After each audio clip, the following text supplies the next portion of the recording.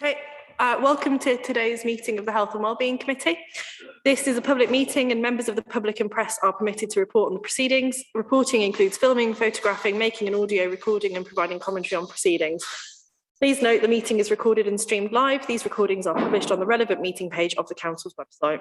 By choosing to attend the public meeting, you are deemed to have given your consent to being filmed or recorded and for any footage to be broadcast or published. If the alarm sounds, the premises must be evacuated immediately. Do not spend time collecting personal belongings. All emergency escape routes are clearly signed. Once you've left the building, the assembly point is in the High Street opposite the Guildhall. Members and other speakers are also reminded to use their microphone when speaking. Do we have any substitutes this evening? Chair, yes, we do have some substitutes. Matt Lamb's here for Jabarias, Jenny Barnes here for Robin Norfolk, Mel Orcott for Karen Lawrence. Do I have any declarations of interest? And do we have any public participation? No, we've got no members of the public tonight. Fabulous. If we start with the meeting minutes, can we take them as read? So if we go a page at a time, page 1, page 2, page 3. Okay, can we agree on those then? So our first agenda item this evening is the Mags Day Centre presentation. Is that coming by Zoom? Hello, can you hear me? Hi there, Mel. Can you hear me? Yeah, we can hear you. Wonderful. It's always good that you can hear me. Hi, thank you for allowing me to talk today. Okay, so Julian, do you have the slides? Brilliant, yeah. Even better. Okay, so essentially what I'm going to talk about is about Mags Day Centre and then the new transition team that's being developed at the moment. So what is Mags? Mags is not just about supporting individuals in their situation, but it's about also trying to make changes in their lives. Obviously, everybody is different, so what those changes are is dependent on the individual. So the sort of services that we offer are 2 day centres, one's in Worcester, one's in Malvern. A health hub, which is 2 mornings a week, and we have drop-in centres. We have GP, dentist, podiatrist, and even a therapy dog. We've got a clothing project, which does exactly what it says on the tin. We have an outreach and transition service, and their mission is to engage the unengaged, because it's great having all these services available that are static, but what about those individuals that aren't engaging? So they work with those individuals to get them to engage.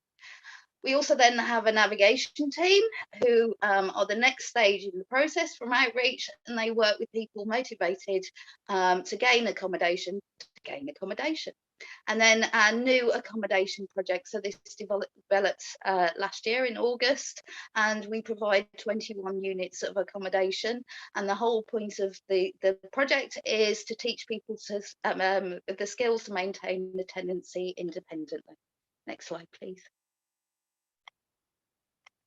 Okay, so this is just some, these were taken from last financial year. Okay, we also have to take into consideration that there was COVID at the time, and a lot of these were done in the day centres. The day centres were also closed for 2.5 months during COVID. So as you can, I'm not going to go through them, but these are some of the outcomes that we've achieved. So we've got general outcomes in the day centre. I'm going backwards on my slides, please bear with me. Sorry about this. Apologies profoundly. Right, okay. We've got our MOTES outcomes, so this is the outreach team, okay? They work across the county. As you can see, we've achieved quite substantial amounts, even considering COVID during that time. Okay. Then the next slide, please. We've got the Navigator outcomes. So the Navigators are funded through RSI, and they are the ones that work towards people gaining accommodation. Again, I won't talk through the figures because you can see them up there. Okay, next slide, please. Okay, so during COVID, our role during COVID, obviously we had everyone in, but there was quite a few rough sleepers that still didn't want to go into accommodation for for various reasons, and also we had some people who were asked to leave everyone in accommodation. So our role was to essentially look after those across the county that remained on the streets, and a lot of what they were doing was welfare checks, because they weren't the ones that tended to engage much, and it was really important to do that. And so I thought I'd demonstrate that and explain to you that in the county, there was one individual in the county, and our outreach team went out to see them, and they were almost dead at that point. If it hadn't been for our outreach team going out and checking them, they would have probably died that day. But luckily, she's still alive and with us. Next slide, please. Okay, another one. I know these are county-wide, you're Worcester City, but it just sort of highlights the sort of things that we were doing. Last year we weren't actually working in Bromsgrove, but we were asked to work with the 2 complex cases in Bromsgrove who hadn't been engaging with local authority. And so within 3 months, they developed the trust. They are now in a tenancy, set up pension credits, and they also had a large back payments. It was also getting identity, national insurance, then setting up with the GP, sorting out attendance allowance, and also getting a bus pass. So there's quite a lot of complex things. And as you can see, it really is dependent on an individual's needs, what we will do. Next slide, please. Okay, so what are the navigators? These are the individuals, the roles that are funded by RSI. Okay, so essentially they work across the county, and they are sort of similar to the city transition workers that we'll talk about later, but they don't do as much. So their role is to work with people till they gain permanent accommodation. So this is the individuals that are motivated towards gaining accommodation. And we also have £500 per budget per person to assist in gaining accommodation. A lot of that goes on deposits. Other things could be, if there isn't a deposit needed, then we can get white goods and all sorts of different things depending on what they need. Next slide, please. Thank you. You're a lot quicker at changing slides than me. Okay, so I was talking about the intervention and transition workers. So essentially, what is going to happen is that there's going to be 2 of our navigators and 2 of the new intervention and transition works, and they'll work as part of a Worcester City intervention and transition team. There's also some 3 members of Worcester City Council, and that's funded by RSI 4. And so their role is to work with people at all stages of the journey. So I've already talked about our outreach team and our navigators, and also our map. So essentially their role is combined, all those 3 are combined into one. So we essentially are going to work with individuals from the time they become rough sleepers to the point where they are going to, they become accommodated. However, there's a little bit extra on top of that. So say an individual is accommodated in permanent accommodation. If they still require support, we will support them. And then it's not just closing the door on them. Essentially, if then that individual starts to get into trouble, needs additional support, then we will pick up the mantle. Okay, and the whole point of this is about giving a consistent person, because usually what happens is, if we go on to the next slide, I'll explain. Actually, it'll probably make more sense. Okay, I apologise about my diagram. It is very simple. So as you can see at the top, it shows the process before. Before, what it was like a relay team, and you have to pass the baton at each stage to a different worker, which is really difficult for people we work with, because essentially you've got to then develop the trust with the new set of workers. So it sort of slows down that process. As you can see by the bottom, that's going to change. So instead of potentially dropping the baton, which slows you down, we will have a consistent worker all the way through. And it also simplifies it for the people that we work with, because the system is really confusing for them. So hopefully this will make a lot better and achieve so much more for the people that we're working with. Okay, next slide, please. Okay, so we've been trying to set up the transition team. However, as with everything new, there is some slight teething problems.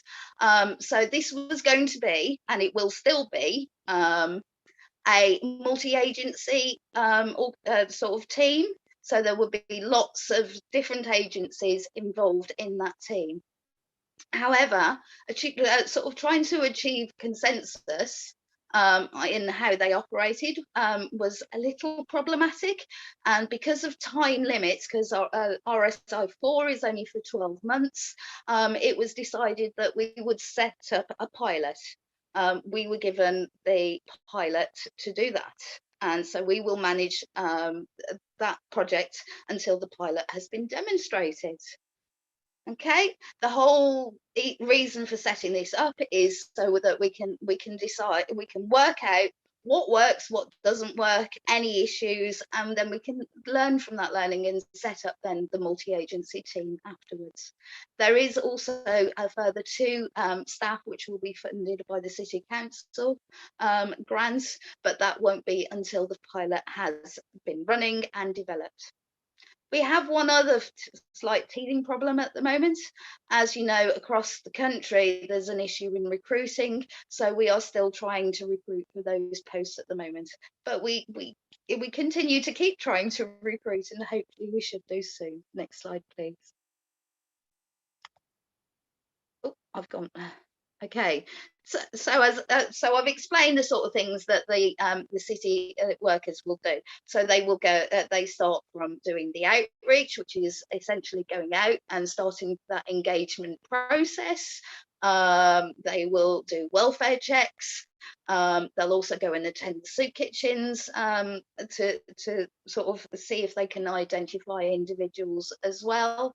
And then the whole thing is to work towards gaining accommodation. So it's not just gaining temporary accommodation, because they will still support individuals at that time. It's about getting them into permanent accommodation. Next slide, please. Okay, so the actual outcomes that we will achieve are subject to change depending on the outcome of the pilot, but these are some of the outcomes that we're looking for. So is to engage with rough sleepers and to move away from rough sleeping, and make sort of taking responsibility for that change in their lifestyle, because we can't force people to do this. So it's a collaborative approach between the individual we're working with and the workers. And then it's providing, as I said, additional support as required once they're in permanent accommodation. And we will work in a person-centered way, we'll sort of use mean principles, and also adopt a trauma-informed way. So we will be training all staff to make sure that they are working towards a trauma-informed way. Next slide, please. Okay. Again, it's about becoming more hopeful and motivated towards gaining that accommodation. The whole point is to reduce homelessness, and because that's what we all want, is we would prefer that there was nobody sleeping on the streets. Okay, reduce rough sleeping, begging, criminality, increase mental well-being and physical health, because as we know, rough sleeping, it does have a detrimental effect on both your mental well-being and health. And improve that self-worth, self-esteem. Once those are improved, then people are more motivated to make positive change. So these are some of the initial outcomes that we're trying to achieve. Next slide, please. Okay. So there's improved coping strategies, reduced socialisation, if at all possible. It does depend on the individual and what they want. Engage with community activities. If that's what they want, then re-establishing with family members, because a lot of individuals don't have contact with their family, accessing the services that they need, and that could include healthcare services. And we will support them, we will advocate for them, we will go to appointments with them until they're confident to do so on their own. Next slide, please.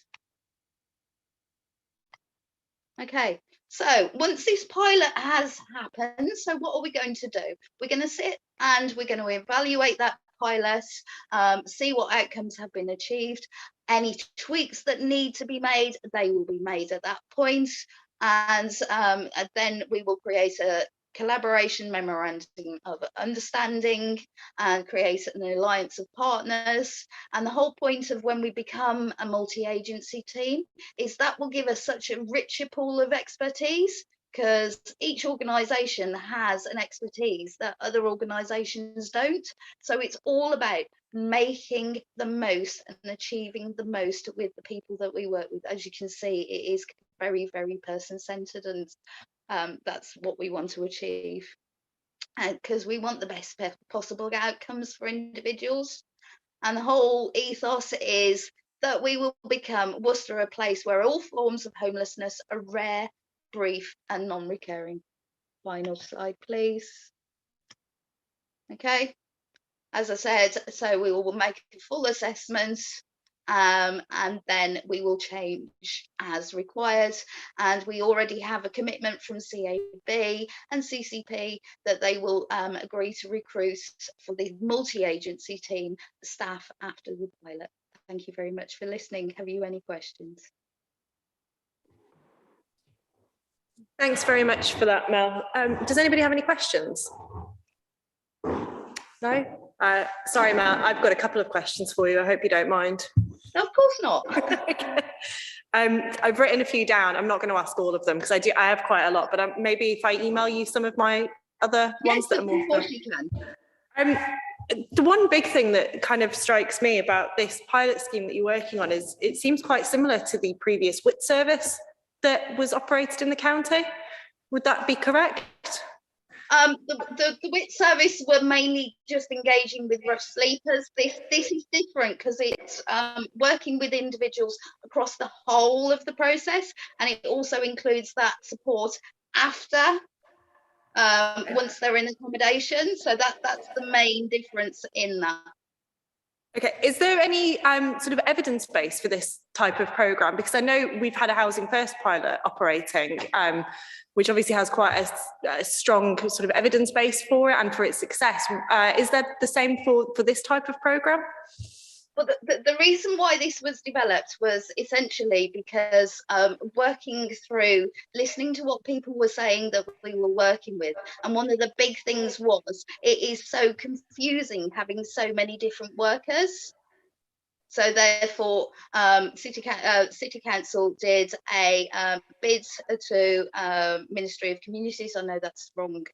They've changed their name, and worked with them, and then funding was given for this to see if this works better for a 12 months. So that's where all the evidence will be developed. Okay, so there's no evidence base for this. You're hoping to create evidence, is that correct? Yeah. Okay, thank you very much. And Lucy, do you have the question? Yes, I see CCP and Citizens Advice Bureau and others. So how many different organisations are involved in this? So at the moment there is agreement between CCP, CAB, MAGS obviously because we're doing the pilot, and Worcester City Council to do this, but we are working with other partners to try and see if we can get other partners involved as well. So for instance, you also operate a site in Malvern. Is Malvern Hills District Council involved as well? No, this is purely Worcester City. So it's just our Worcester City. Yeah, our other navigators will work across the county because we're funded for 4 navigators. 2 of them will work in the city with this pilot. The other navigators will work across the county. Okay, thank you. Thank you, Chair. I wonder whether you can advise whether there's likely to be an increase because of evictions post-COVID and the amount of debt some people have got into. Are you going to be able to cope with extra potential numbers? Well, what numbers turn out to be is I don't know, but we have already seen quite a significant increase. What we'll also do, if numbers get quite significant, there's also some of the work can be done. The workers can take them to the day centre, so some of that form filling could be done there. Obviously, that will take time, and also the day centre will provide things such as the showers to encourage the individuals to access. So there's lots of scope, but at the moment we don't know. Thank you. Chair, can I just come in on the back of Councillor Barnes' questions? Obviously, our housing team are working day in, day out with people who are at risk of homelessness. Some perhaps a lot further along the journey than others, so to speak. There's also grant funding that we're provided with. We have our own grant funding that's been allocated internally, but there's also a lot of government funding that's coming down the line as well to try and support people to keep them in tenancies. And the other big piece of work we do obviously is with our registered housing providers. So again, the team are constantly scanning the list of those people who are at risk of eviction. To see if we can, keep them in their tenancies by, some cases paying rent arrears or supporting them through some of the other challenges that have put them at risk. Thanks, Lloyd. Len? Thank you. I mean, hearing the description, absolutely, it is kind of a complex picture of different organisations. So it's not surprising that, someone in a tent or in a doorway has problems mapping their way through it. I think it's, thank you for the presentation and thank you for all that MAGs do. I think, any progress in joint working with organisations has got to be a good thing. And if one dare say so, is that a potential benefit from the pandemic? I think, the sort of focus on street homelessness and actually improving those life for those people and those outcomes. So yeah, thank you for what you do and thank you for coming today. Thank you. Mel, sorry, I've just got another quick question for you. Just out of curiosity, what type of training is undertaken by your navigators, your outreach workers and these new ITT outreach workers with regards to things like trauma-informed care or, working with people with complex needs? Are they, because I understand you're having a hard time recruiting, is it that you're having a hard time recruiting the workers with those necessary skills, or are you providing the training for people who may have not worked in this field before? We will provide training for anybody who hasn't worked in this field before, and we will source trauma-informed training. There's lots of other online training that we do. There's also working alongside our experienced navigators who have been in the role for a very long time. So there'll be on-the-job training and also lots of other online training that we will source. Thanks very much for that. And then just again, quickly, just coming back to the sort of evidence base for this pilot, are you working with the Housing First team with this? Because I know that pilot has been running and I think it's been really, really successful. So I'm just wondering, why we're running another pilot scheme that doesn't have the evidence behind it. So just to help people kind of get into those tenancies quickly rather than trying to deal with problems on the streets. Okay, so in relation to, we will, as we haven't started this project yet, but the aim is that we will be utilising Housing First if there is any capacity, because they're almost at capacity at the moment. So essentially, if that's the right pathway for the individual, then we will go down that route, and we will be there as additional support if required during that process. But if they work with the Housing First, then essentially we will pass the mantle on unless we are required to rock it back in again and provide that support. Thanks. Steve? Yeah, thank you, Chair. It goes on a little bit from what you were just asking, actually, but 40 volunteers, that's quite a lot of volunteers. And just wonder, what do you have much of a turnover? Is it sustainable? Any problems recruiting? We are having problems recruiting on the Friday for the clothing project at the moment, so they do various roles. The one thing that we have had to put on hold is the befriending service, which is going out to people either out where they are, dependent on the level of risk, whether they're accommodated or not, or in the day centre, and it's providing that extra listening ear. When we first started that befriending project, we did call it the listening ear, so that it's just that additional time for individuals to have a chat to somebody, and then anything they pick up, then obviously they would pass it on to us. Thanks very much. I think Mike. Thanks. Hi, Mel. A simple question, I guess, but probably not easily answered. At the end of this process, if you're successful, is the capacity there in terms of physical accommodation within the city to accommodate these? I think it's not just about the physical capacity, it's about providing the right accommodation for the right individuals, and maybe more needs to be looked into, because as I always say, square pegs do not fit into round holes. So we need a plethora of accommodation out there. I mean, we've set up Mag's Accommodation project again in response to COVID to provide that additional stepping stone, because we identified this as a gap.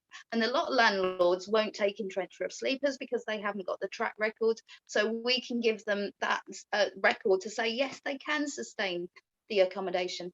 But there are so many different needs across the city, and it's whether every single unit of accommodation that we have available now, it will fit everybody's needs. It just begs the question whether the city should go into another development, because we've done 2 significant developments. Should we be looking to do a third? Yeah, thank you, Chair. Yes, we should, and probably when I arrived some 2 years ago, that we set out on a journey to, I think, 64 units of temporary accommodation. Something came along and knocked us sideways, so we've probably not made the progress you would have liked, but obviously we've got 12 units.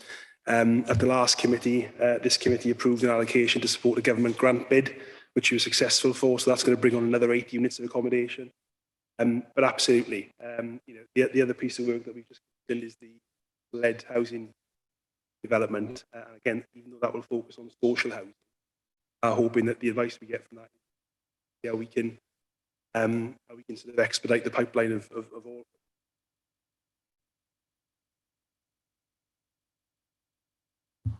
Last one from me, Mel, I promise. The accommodation, I will send you a list of my other ones. The accommodation that you identify for your service users, obviously this is very different to something like a Housing First, where people can go into accommodation still suffering from drug and alcohol abuse. What kind of accommodation do you offer these people? Do they have to be clean and sober before they can access any accommodation through MAGS, or do you kind of take them as you find them? We do request that they are engaging with drug and alcohol services and actively engaging with drug and alcohol services before we take them on. So the best way to describe this is you've got your low-level needs, who you can put into accommodation, don't require any support, it's just finding them their accommodation. There's medium-level needs, which is where MAG's Accommodation project sits. And then you've got Housing First that works intensively with the really high level needs. Brilliant. Thank you very much. Does anybody else have any questions? No, I think we've held you long enough. Thank you so much, Ma. I really appreciate you coming along this evening and giving us this report. It has been very informative. Okay, thank you so much, Lee. Okay, thank you. Bye.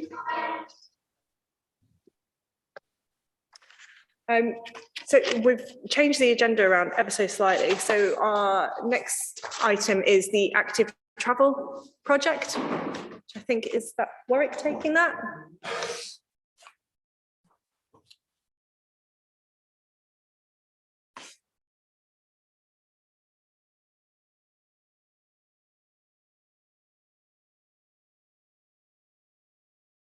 Thank you, Chair. Just finding the report in the pack. Thank you for allowing me to present this report tonight.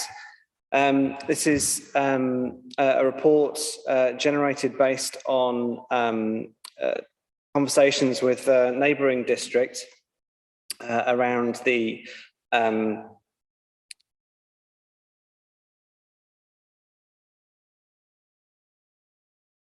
neighbouring district and around their post of active travel officer, and to understand the benefits and suitability or appropriateness for Worcester City Council. Wychavon District Council identified that there are opportunities with their Section 106 allocation through highways, or the opportunities for highways, Section 106 from developments which would enable people to make a modal shift from the car or other into other forms of transport, and be able to get from A to B in different ways. They decided to fund a project officer to identify these opportunities alongside colleagues at Worcestershire County Council Highways, to work with the Small Works Highways Unit team to work collaboratively with them, and the County Active Travel Plan Coordinator. Then to coordinate with county colleagues, Section 106 opportunities, agree proposals, and to discuss responses to planning applications and identify opportunities for repairs to existing cycle routes, make improvements and declutter street signage. The officer was to improve communication between all parties where land ownership was vague, and where potential maintenance needs required careful consideration where boundaries met. And one of the other opportunities was to audit planning compliance to ensure that travel plans where a stipulation of a planning application had been implemented. And it was also to assist planners in the district itself to review new planning applications to ensure the latest compliance to government guidance, with specific reference to the cycle infrastructure design guidance, and then contribute to development of planning policy for new developments. But also to deliver active travel projects in partnership with parish councils and national organisations, specifically to remove barriers to active travel for all ages and abilities. Since being in post, the active travel officer has been able to identify additional opportunities and projects by being part of the conversation and working with several businesses, schools and community groups. The officer is working with their own internal colleagues, specifically human resources, to look at health and well-being, human resources, health and well-being and communications to improve public and employee messaging. They have, just like Worcester City Council, internal opportunities for active travel for staff. There's internal communications and surveys, and there's a cycle mileage claims process. And this is given the opportunity to raise the profile of the cycle scheme that exists within the District Council and instigate a modernised booking system for bike lockers at the District Council. Then engagement with local schools has encouraged active travel, supporting school travel plans and initiatives such as Living Streets and Walking to School. And as a result of engagement with an Academy Trust, added a planning, and the trust itself has added a travel plan coordinator to a job description for their new employee.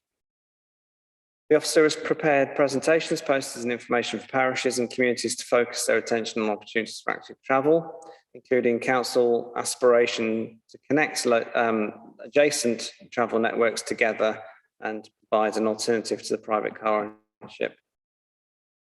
The role is reviewing how modes of transport link up and identified opportunities for improvements and potential for future challenges. So, for example, when long distance buses convert to electric, where will they recharge and how will coordinated timetabling be achieved at key intersections?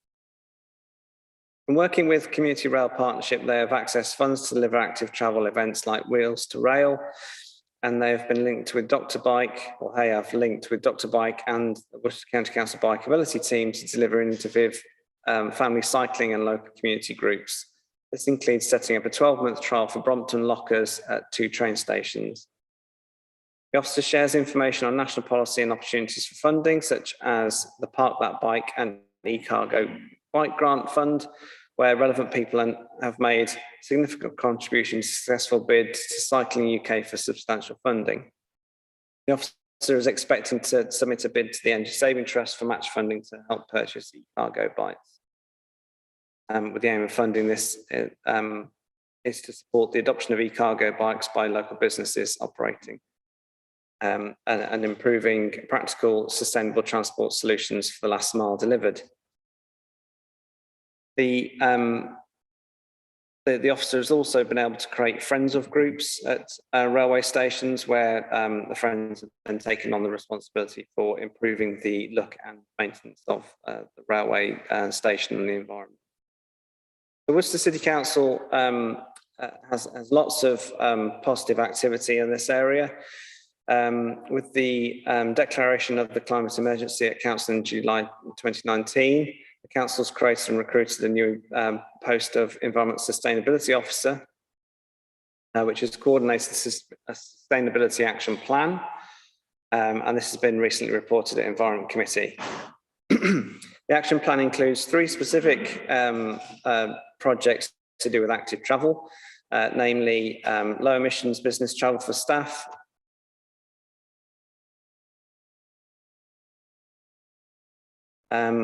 active travel within the town investment plan, and low emissions commuting for staff. The November Personnel and General Purposes Committee will receive a report on sustainable travel to work, which includes looking at options for showers, lockers, and covered storage areas for cycles at locations where facilities are not currently provided. Cycles covered storage facilities are provided at the Museum and Art Gallery for staff and at Six Ways Depot. The Museum and Art Gallery has a shower and locker facilities for staff. Currently, no covered bike storage facilities are provided at the Guildhall, St Martin's Gate Car Park, Ashwood Crematorium, or Commandery or Trinity Street, which are all locations where staff are based for work. 2 e-bikes on loan from the University of Worcester as part of the Woo Bike scheme have been available for staff to use for business travel since 2019. But due to a lack of secure bike storage at the Guildhall and capacity at the Museum and Art Gallery, these bikes are currently stored in the basement of the Guildhall, making access difficult. Promotion of these bikes to staff has been minimal to date. Worcester City Council offers employees access to the government Cycle to Work scheme, which reduces the cost of purchasing bikes and also offers a business cycling mileage allowance, similar to Whithaven District Council. The council has also committed to participate in the Shift scheme, which will see a charitable donation made by the council for every kilometre that staff commute by bicycle. Council has funded secure secure cycle storage at Crowngate Shopping Centre and is working with partners to identify and deliver additional locations.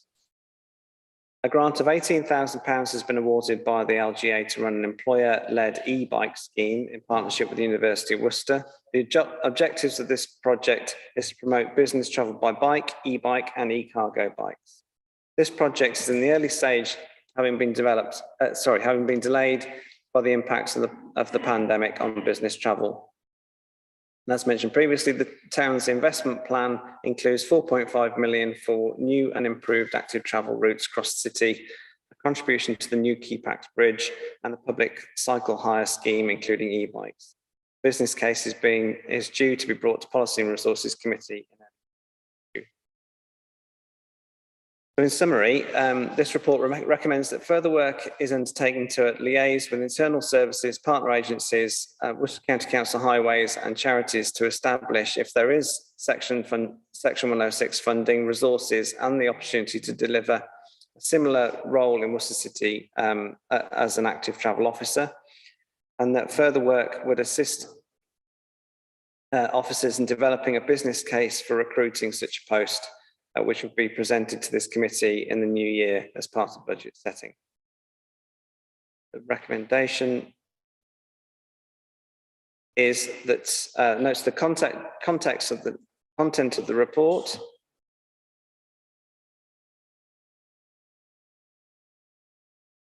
and the committee directs officers to undertake further work to develop an outline business case to support the recruitment of an active travel officer, and notes that a report detailing a business case will be presented to the committee in February 2022.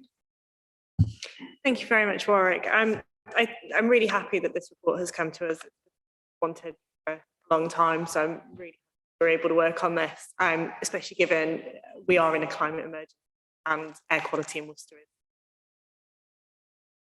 Does anybody have any questions or comments on the report? Lucy. I do have a bit of concern over this around the 106 funding, and I just wonder whether or not we've actually contacted the county council to see whether or not there is 106 funding available. And I also just wonder whether or not we've consulted with our colleagues around the SWDP as well, the review, as well as to see whether or not the viability of any funds and that sort of thing around around those is also just been consulted. And I just wonder that really we need to just do a bit more work over exactly what funds this, whether or not it is the 106 funding or perhaps other funds available, because in a way we're almost asking another authority to help fund it, and maybe we could fund it in some way.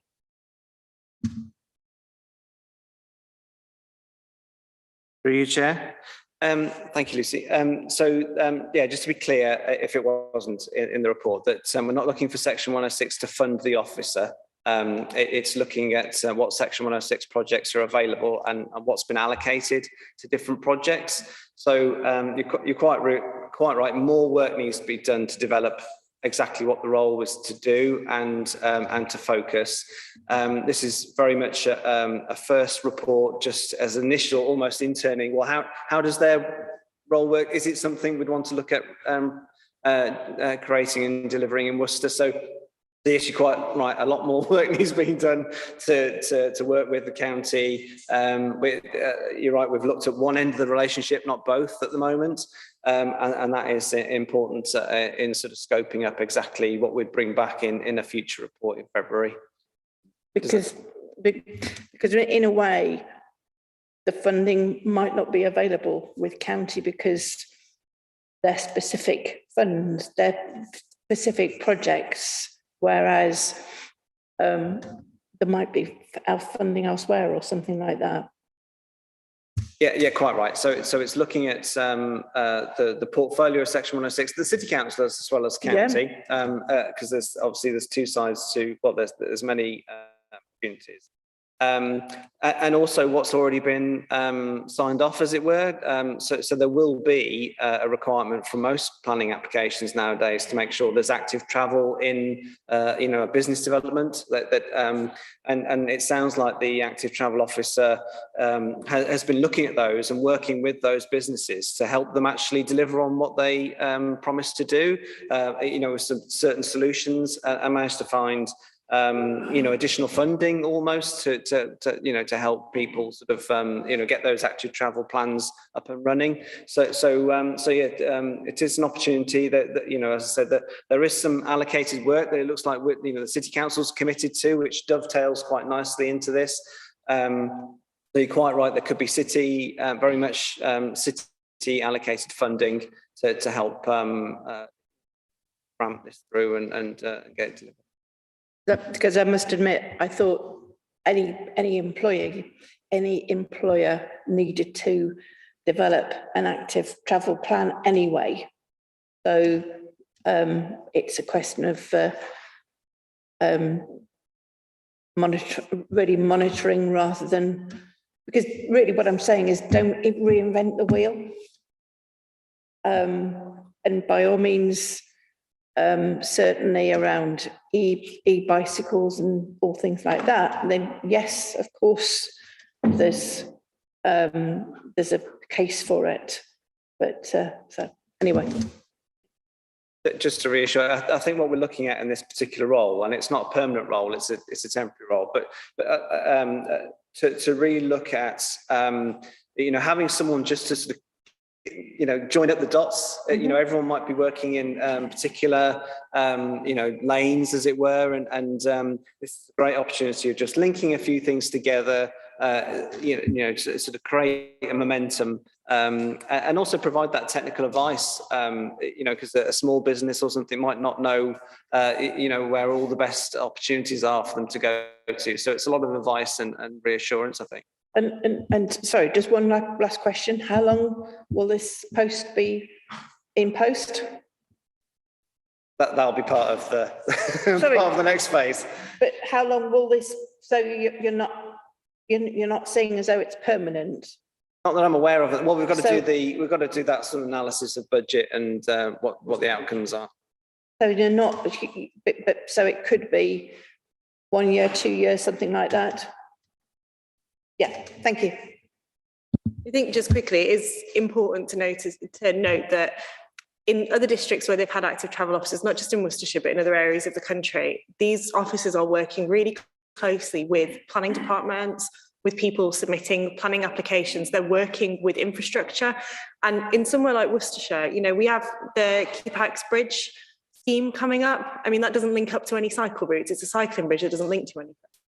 We've got things like Worcestershire Parkway Station, which has got really abysmal provision for cyclists. You've got to walk up 5 flights of stairs with a bike. It's things like that. Those kind of things might be avoided with something like an active travel officer, because they're there to help. They're not reinventing the wheel. They are there to assist and to help put in place schemes.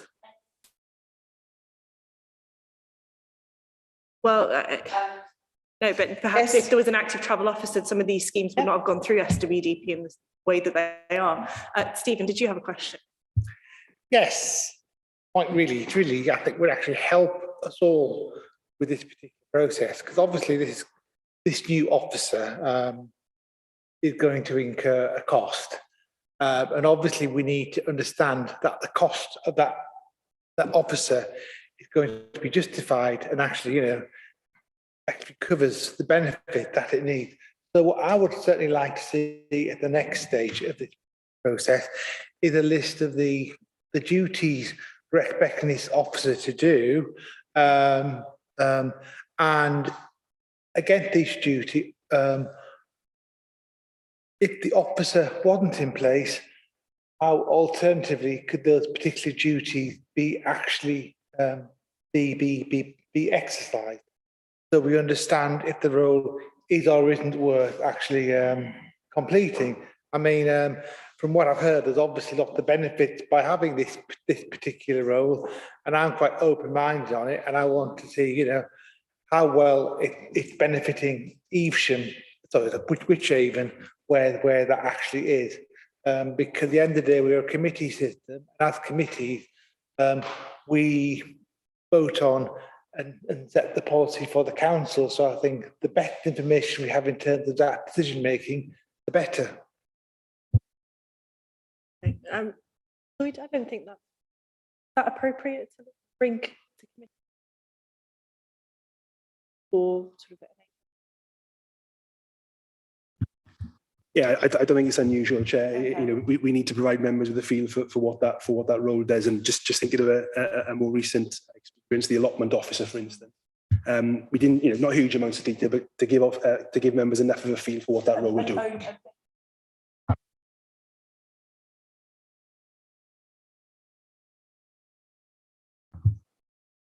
Thank you. I'd just like to say that Councillor Lawrence, obviously apologies she's not here, but both Councillor Lawrence and myself fully support this idea in principle. I'm quite surprised to learn that I guess in a way we don't have one already. Yeah, I think similar to the environmental officer role, the sustainability role that came out of the climate emergency declaration, it does sort of focus the area and it pulls all the relevant strands together. And I think we do need to acknowledge active travel and just sort of embrace it really. And I'm sure there are savings that can be made long term. Yeah, just fully supporting principle. Thank you.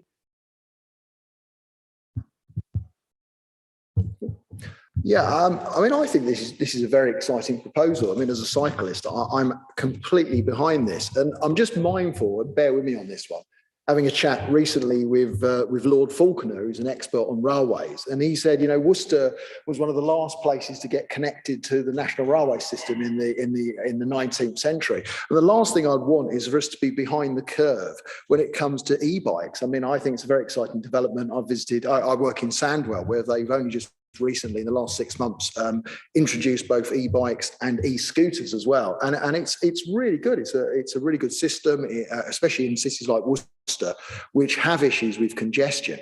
I must admit, I'd never heard of cargo bikes before. I mean, I suppose in my mind's eye I'm thinking of something like Deliveroo, but I suspect it's going to be something slightly different. So if you can just tell me a little bit more about that, that's quite interesting.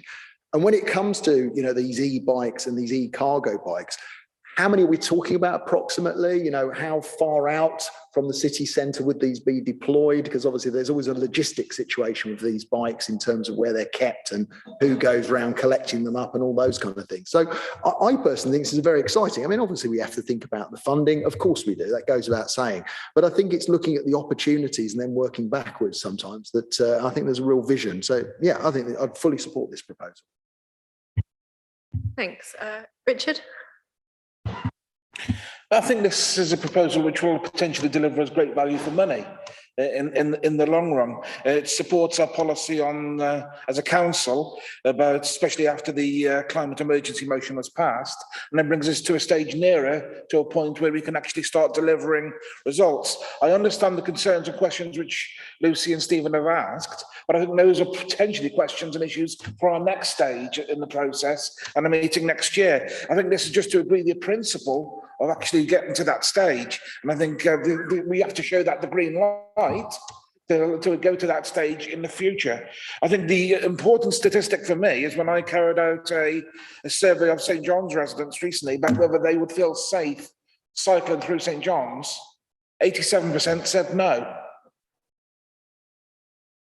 Well, it doesn't really matter. It doesn't really matter because it was people who cycle potentially have the right to cycle through St. John's. 87% of people who responded said no, they would not feel safe. But it's clearly an obstacle to change. And we need to put things in place, put policies in place to try and actually resolve those concerns and worries which residents have. You only had to look last week about an accident which took place in St. John's, where a cyclist was hit by a bus because a cyclist was in a place where they shouldn't be cycling. We need to make it quite clear and obvious where it is safe to cycle, and if it isn't safe to cycle, we need to find ways to make it safe to cycle. And I think this is an officer post which will enable us to do that. As Matt Lamb said, we shouldn't be behind the curve, we should be ahead of it. And at the moment, I'm worried we're way behind. Yeah, I mean, I completely agree. I've lived in Worcester for 8 years now, 7 years. I grew up in Manchester. I went to university in New York. I cycled in all these places. I'm a very keen cyclist. Never lived anywhere like Worcester. that's so small yet so unwelcoming to cyclists. It's staggering, really. So this for me is a great thing. You know, let's look into it, see how feasible it is. Does anybody else have any comments, Mike? Thank you. Yeah, next time round, I'd really like to see from case studies elsewhere the value for money argument and the impact, I guess, on the environment. And that brings me to the second question: is this the right place, or should it be environment?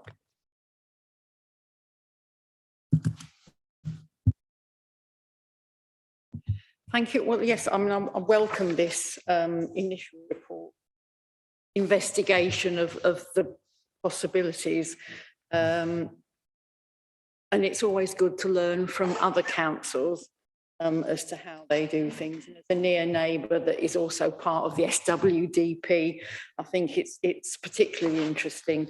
I think it's the nature of health and well-being, isn't it, that it is kind of cross-cutting or could sit in a number of places.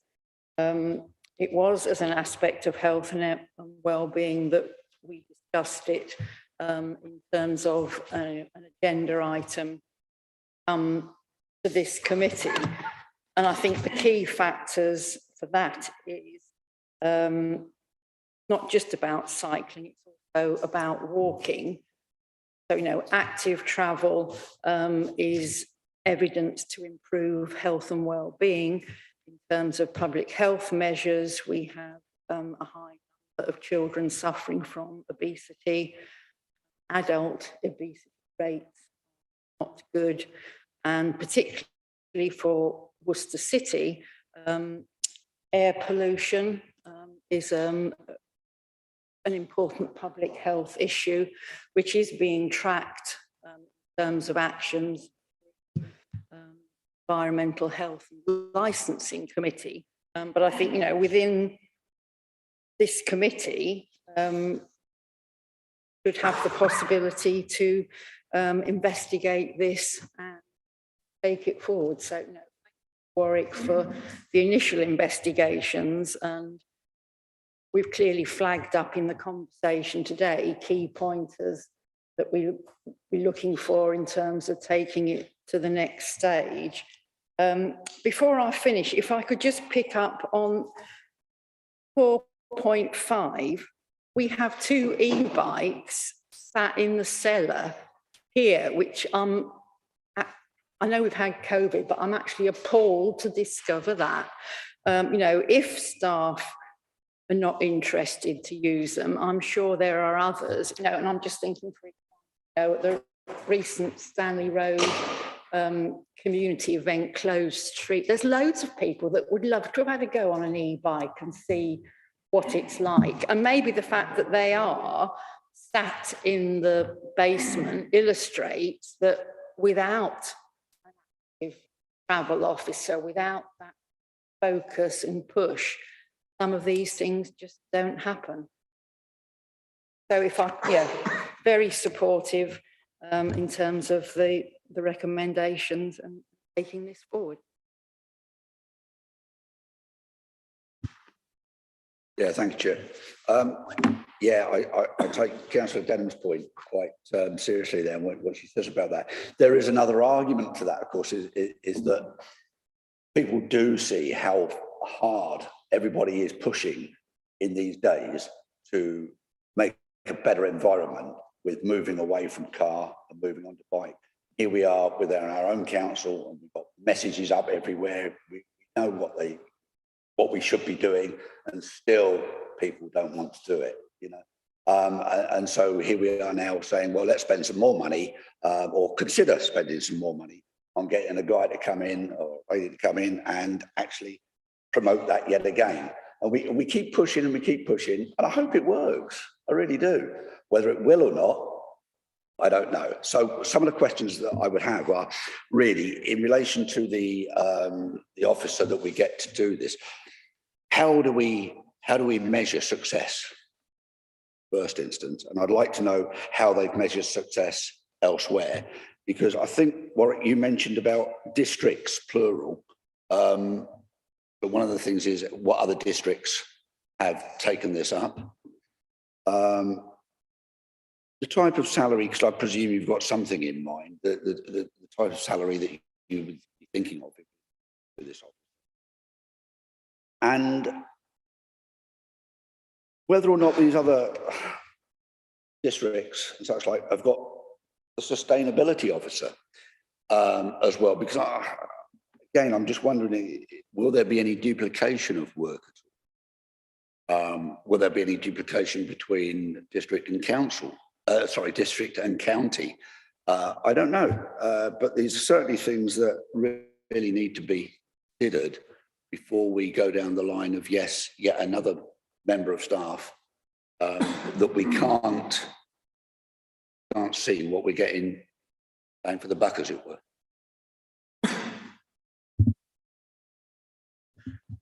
I do think it's important to highlight that I don't think it's a case of people aren't interested in using an e-bike. I mean, it is quite clearly written in here that, and I know because I cycled to the Guildhall, there is no cycle storage here any longer. Be able to access it over behind where the bid was, but you can't get in there any longer. And the MAG doesn't have any cycle parking either. So I think it's a case that there isn't the infrastructure in place for an e-bike. So I don't think it's that people aren't interested, it's the infrastructure's not there, and perhaps having an active travel officer will help promote that, the covered bike storage, because that is something that is really important, particularly for an e-bike. It does kind of need to be covered, because you don't want to get, all bikes really. I would much rather look at my bike somewhere that's covered than open, so I don't get a wet backside when I'm cycling home. But it's things like that that an active travel officer will help to promote. But sort of on that same strand, Lloyd, is there any incentive for our officers to be using these apps? I'm thinking enforcement officers who are going out of the city. We've got 2 e-bikes. They not use those instead of using the van?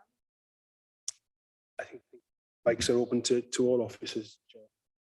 Something that we can take back with our way of pushing that message. Taking on board Councillor Mackay's point around, what works, what doesn't work. I think one of the bits of feedback we do get, however, is some people are more proficient on a bike than others. Just that comfortableness. Whereas some aren't. So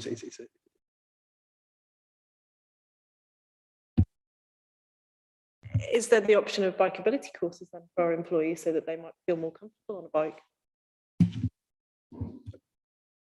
Yeah. Ditta. Thank you, Chair. I think there is for your information, there is a bike stand outside in the car park. But I need to ask, you picked up on Witchaven, already got an officer who's doing it. Do we have some information from that, what utilised and what worked for them, for that officer particularly? And I would like to see that. And my ultimate concern is that we don't duplicate. We need to be working together with county, city and other districts. What works? Lloyd has picked it up accurately from me, that I need to see what works. I mean, I know this is a preliminary sort of giving you a sort of ticket to go further in one step, ahead. So I'd be conscious to see some more evidence before I would be. I know somebody's picked up e-bikes, but we had a lot more than 2, if I remember rightly, on the cross, and there are only 2 left. So I'm aware how that gets developed. But I think we need to be mindful of what works. We just don't want to be hasty in doing something and then regretting, well, hang on a minute, there was a very good next door neighbour which was doing wonderful work. Why didn't we do that?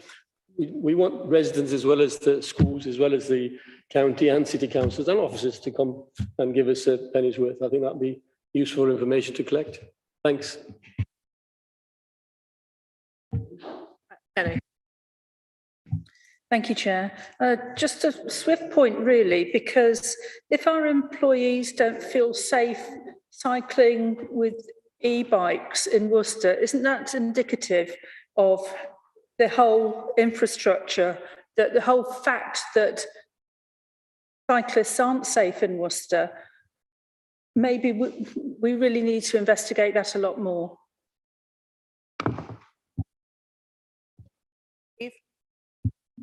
Yeah, I think taking point there, that if people don't think they're safe, then that is a little bit of another matter, but it's a matter for highways and not this committee. And I don't really think it would be within the remit of an officer looking at active travel in the way that's been described so far. Was that correct, Warwick? Yeah. So I think the key focus of the active travel officer is to look at opportunities to improve specific locations. So where there's a lot of signage, maybe confusing signage, as mentioned, I think by Councillor Uda before.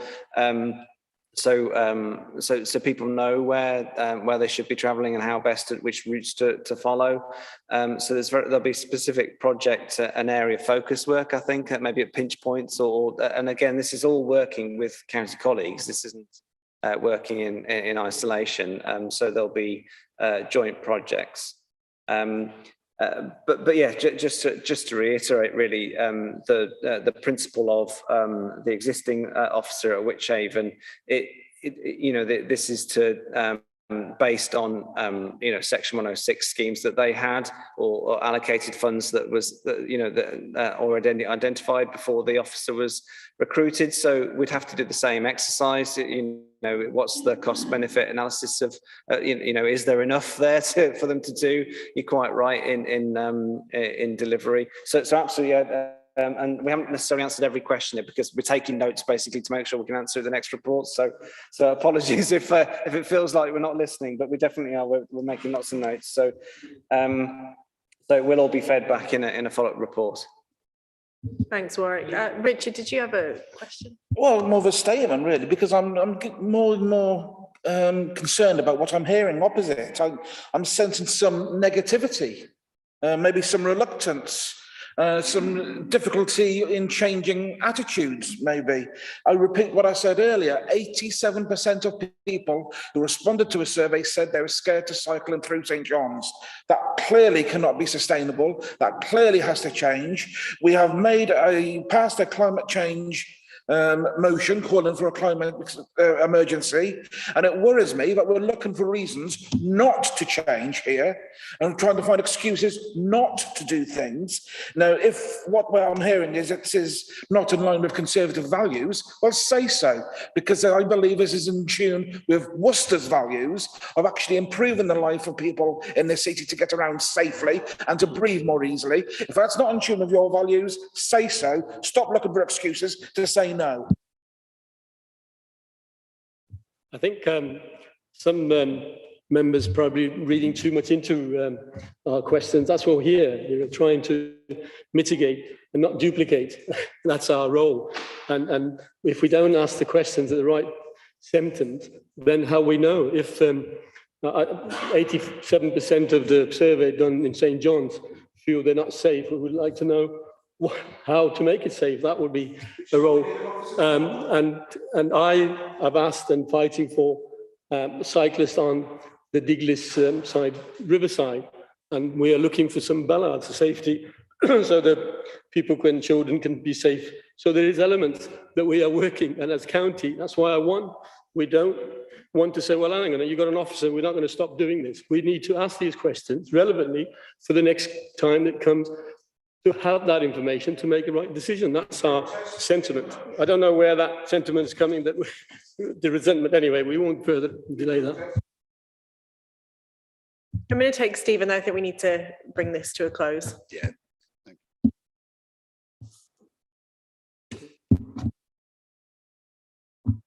Thank you, Chair. Not a question of protesteth too much. It's merely a question of making sure that we're asking officers to go back and do more work. And who's paying for that? The taxpayer. All right. So what we're doing is trying to formulate a way forward and making sure that the thoughts that we have are in comparison to what people out there are thinking what we're paying our money for. All it was, Richard. Chair, if I may say, I'm delighted to hear that, and I look forward to them voting in favour of the recommendation which is in front of us. You didn't wait for me to answer. You didn't wait for me to answer. You asked me a question, you didn't wait for me to answer and let you speak.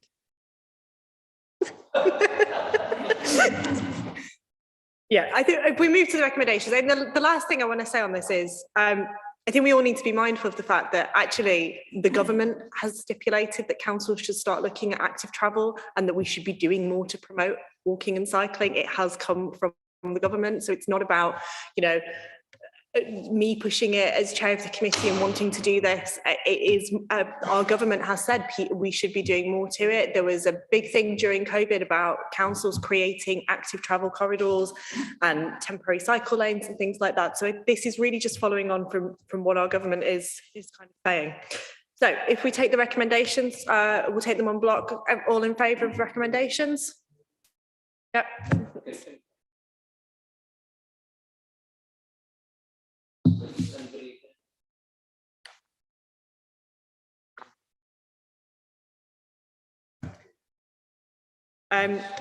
So if we move on now to the what would have been agenda item 10, so that's the Child Poverty Task and Finish Group update. Lloyd?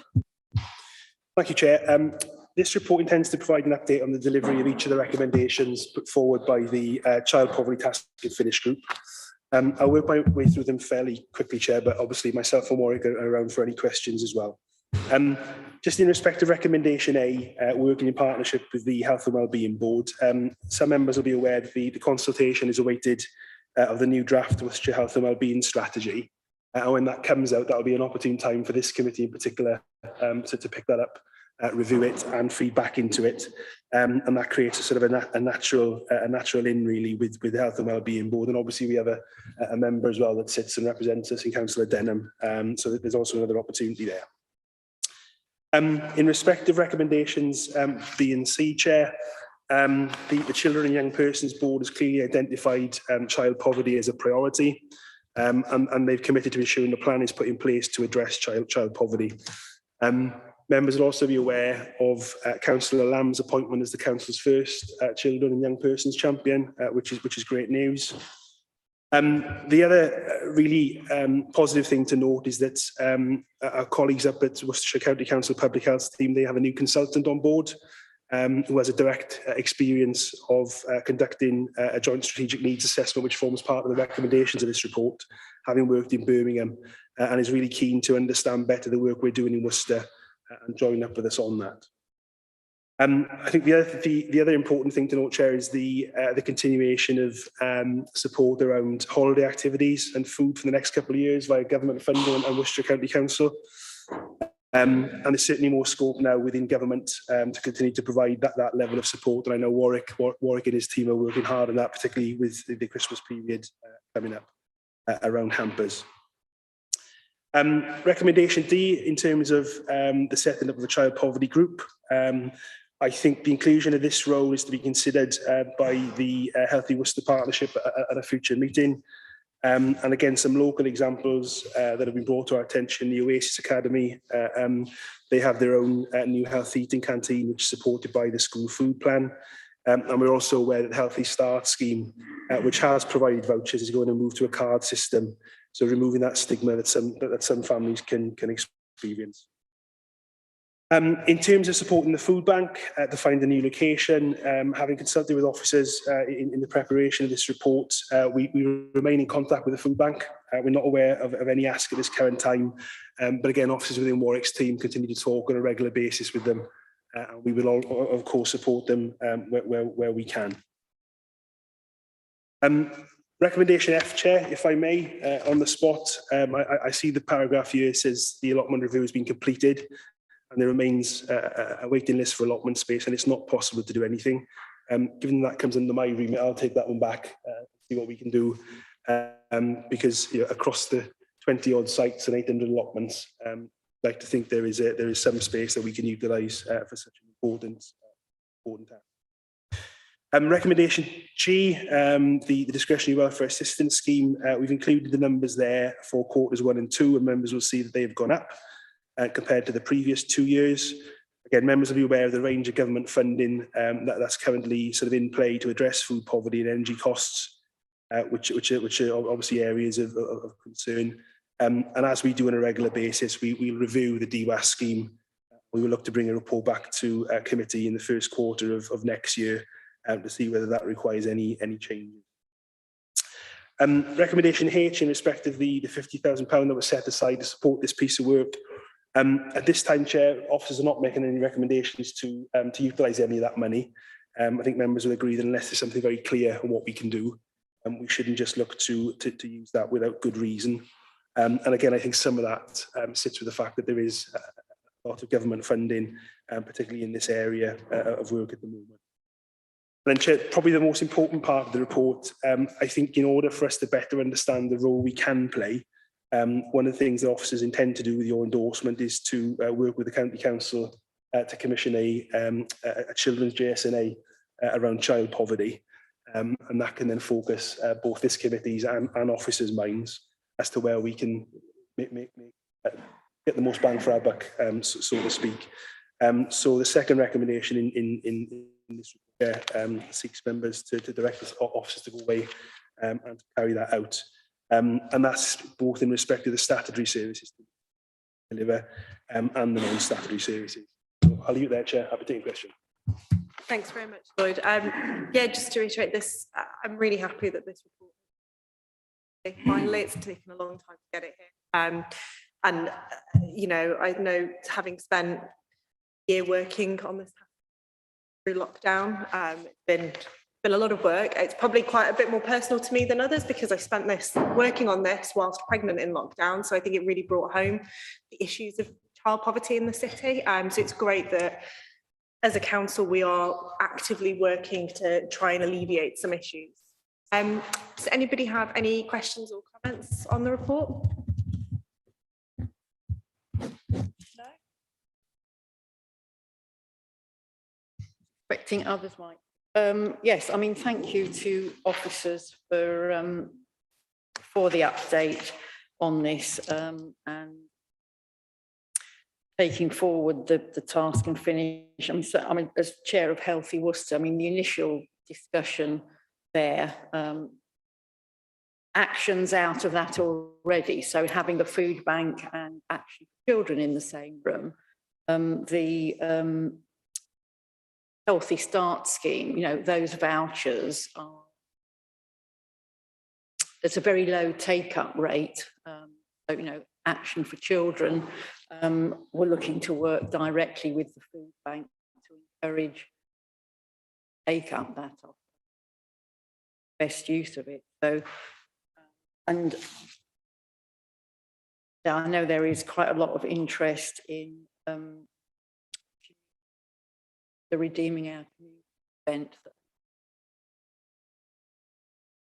invest in that, and there are schemes and there are government, but it's perhaps not an area that we're familiar with. I think meeting with public health consultant with it, and it is a really important health initiative. Because children in poverty don't have enough to eat, don't thrive, don't do well in school. There's no information that the task can finish. Thank you. And, yeah. Yes. Just a question, really, because I thought the last food bank was desperate.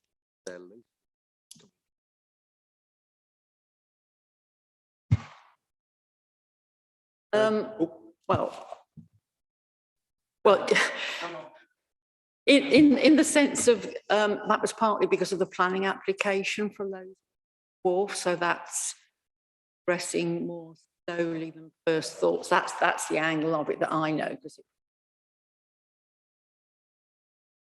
had direct conversation with the food bank themselves.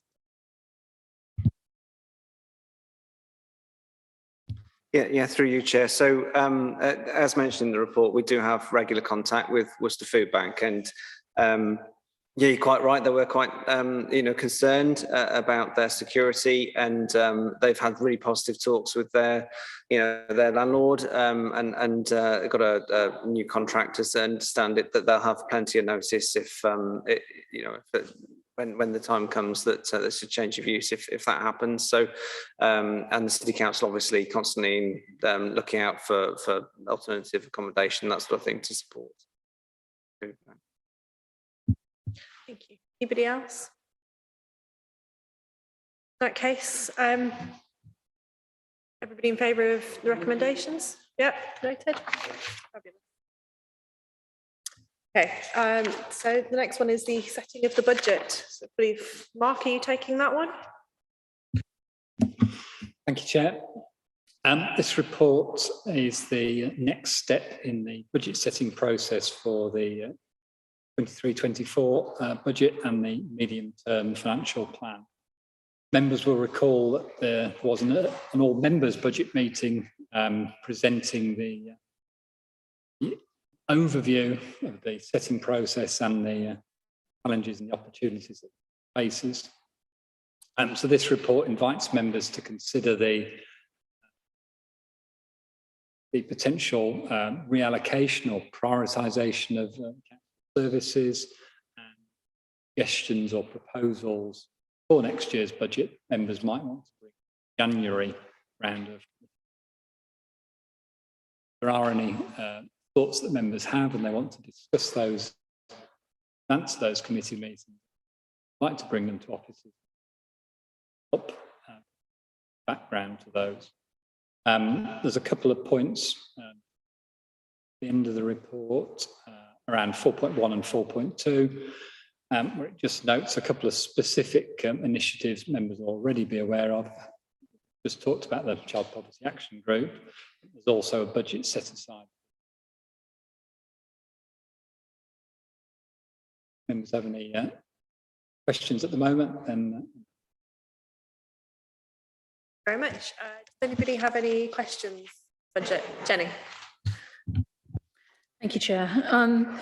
I couldn't see anything about how this committee was funded, including potential future task and finish groups. I wonder where that's showing. Thank you. I think this committee is probably at a unique stage in its process, because obviously it's a new committee and this is the first round of budget setting involved in. Therefore, there aren't any specific budgets.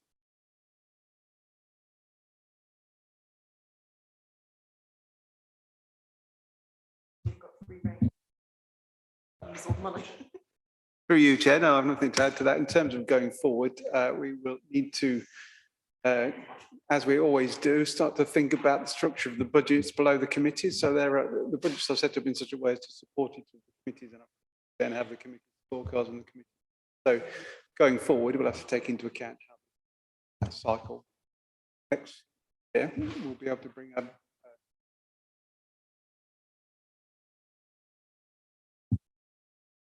Thank you very much. Anybody else?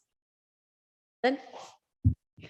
Thank you. Yes, it is a sort of slightly odd position, isn't it, that we're looking at other people's capital spend, which do have an impact on health and wellbeing. So, the disabled facilities grant is particularly relevant, and I guess kind of also noting the future high streets fund, particularly I've got papers for P&R tomorrow. So the need for affordable housing. That belongs committee. We've got in our item 11 on the agenda, so the community recovery plan 5.6. It refers to the government's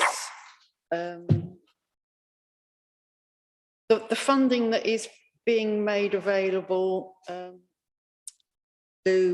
the cut in universal credit.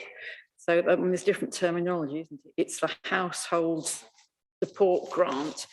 So there is allegedly £1 million to be shared. District Council, Worcestershire. Do we know what Worcestershire is as yet? And is there also any indication individuals might claim it or what the price?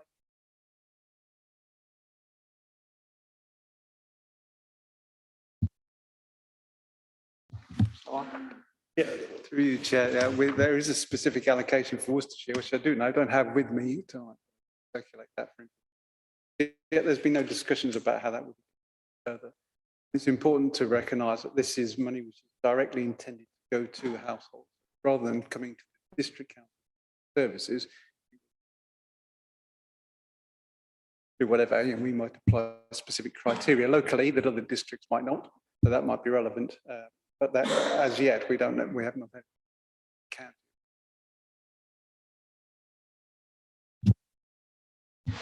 Thank you very much. Anybody else? Sorry, just to follow up. So would that budget potentially sit with this committee, if you see what I mean? Does it links with the child? Yeah. A discussion is ongoing about the between this committee, Environment and Communities Committee, and take that.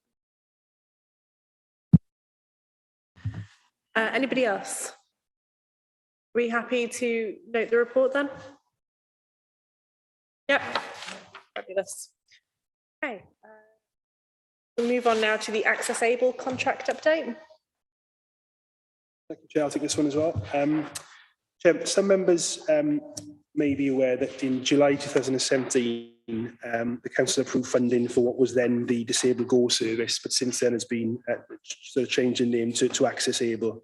The Access Able contract comes to an end on the 31st of December 2022, and at the present time there is no budget provision there's no contractual provision to mutually extend that contract.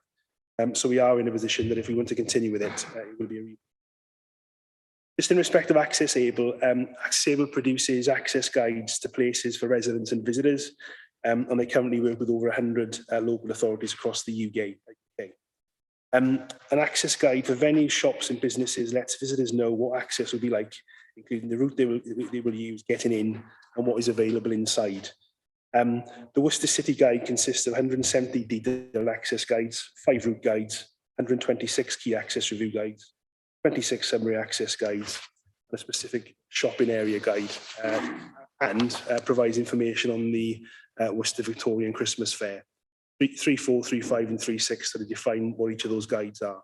I googled it just as a reminder earlier today, and the first thing, the first sort of premises that comes out, I think it's Starbucks in Worcester. There's an interactive map that shows you around the premises. It shows you drop-in levels, to get from the ground floor to the over the sort of threshold step. So I can imagine for somebody who requires that level of need, it's a really useful tool. In terms of use of the service, during 2021, January to July, the accessibility guide had almost 2,000 users and over 7,000 page views. And that breaks down to a monthly average of 325 users and over 1,200 page views. And 4.2 shows the top 5 access guides that were accessed for Worcester. Just in terms of the service, Chair, the next steps really for us is to undertake a review of the current service before a recommendation can be made about the future of the service, potentially renewing the contract term, the provider, and obviously the budget implications involved in that. And we are conscious that usage has been intermittent out of the COVID-19 pandemic. There has been a huge promotion of the service, and again, one of the recommendations of this report for noting is that we sort of move into that sort of arena of looking to see how we can engage better with people and get it more. The recently launched National Disability Strategy identified several recommendations, and we really do need to take that into account when we review the Access Able service. So, Chair, it's a noting report, so members are asked to note the contents of the report and the fact the contract is due to conclude in December next year. The work to undertake to investigate alternative options, to publicise and advertise the service to maximise uptake, And again, for members to note that we will now undertake a review of the current service in order to bring a report back to this committee in spring next year, setting out options for continuing with such a scheme from January 23 onwards. Take any questions? Thanks, Laurie. Any questions, Lucy? I had a conversation with the English Cricket Board's disability officer chairman, because obviously the English Cricket Board is hopefully planning to build in Worcester the national headquarters. And he said that how welcoming Worcester was, how welcoming the shops were, and other establishments. And actually, it was a very, very good example of a disabled. He was a wheelchair user, and he thought that Worcester was a fine example of wheelchair accessibility. Now, with this, because I remember when this scheme was first initiated, and I don't know, but maybe perhaps volunteers might come forward to actually perhaps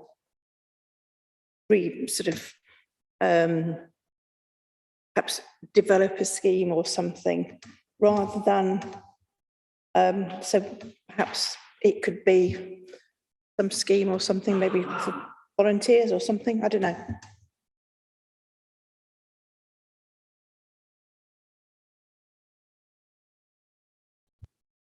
Yeah, thank you, Chair.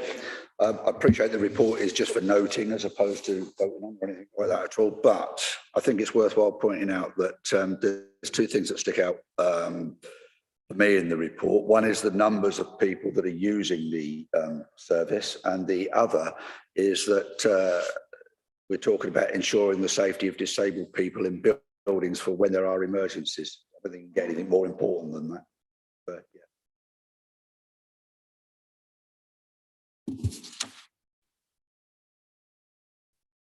Yeah, thank you. I'm particularly pleased to update coming here as the person that sort of initiated the original Disabled Go project. And, you know, given COVID and given that we hadn't been doing any publicity around it, I'm really chuffed at the level of use, and it absolutely demonstrates how useful it is. And it is, you know, it enables disabled people to fully participate in the life of our city, and for visitors to do so. You know, and the list of the top 5 access guides, I think, you know, is really interesting in itself. And of course, you know,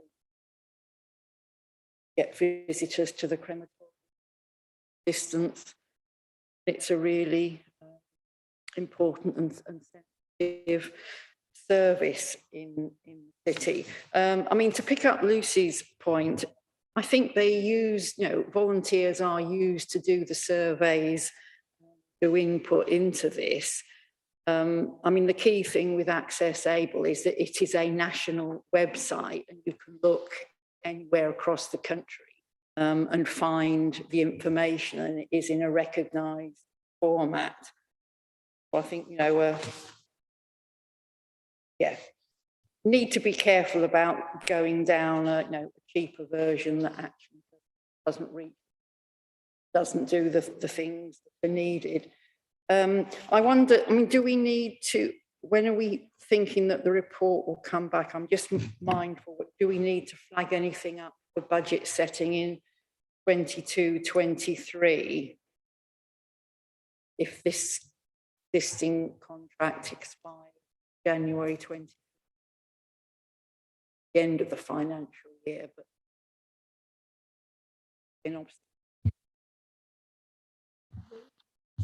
I think we'd find it difficult to get a report back for January budget setting. Taking a view from Shane, they're not that as part of a paper that comes back after budget setting, or whether we provide an allocation.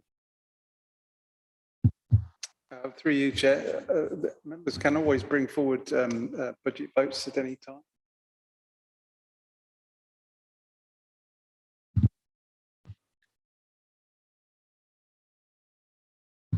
Thank you, Chair. I was looking at the changing places toilets and how we should be accelerating the rollout.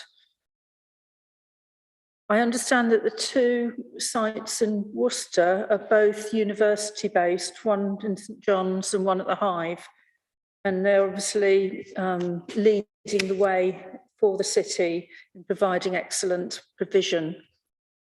Maybe we should be looking to encourage others to provide similar facilities, because two places, one of which is on the edge of the city centre, one is the wrong side of the river, it's not really enough. And if we're going to develop the whole of Worcester and the riverside, then we need more facilities like that. I think doesn't Purdeswell have one? Yeah, Purdeswell has one, Chair, and I think I mixed up with committees, but I'm sure in a committee in a previous week we informed members that we've put a bid in. I think we've been successful with that bid for a changing places toilet in the toilet opposite Asda's, just a toilet block there. Good news for us, but yeah, the point's well made, Councillor Barnes. I stand corrected. Thank you. Stephen. Yes. I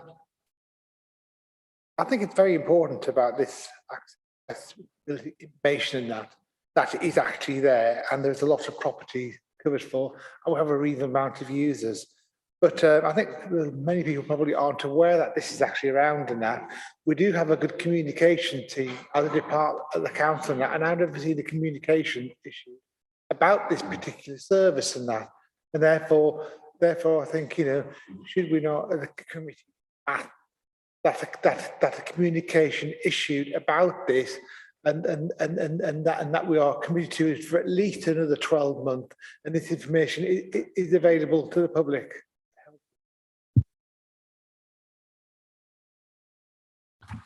Yeah, I think we've probably tried to wrap that up in recommendation 1.2, Chair. We, you know, as officers, we're certainly, you know, intended on going away and doing exactly as Councillor Hodgson said.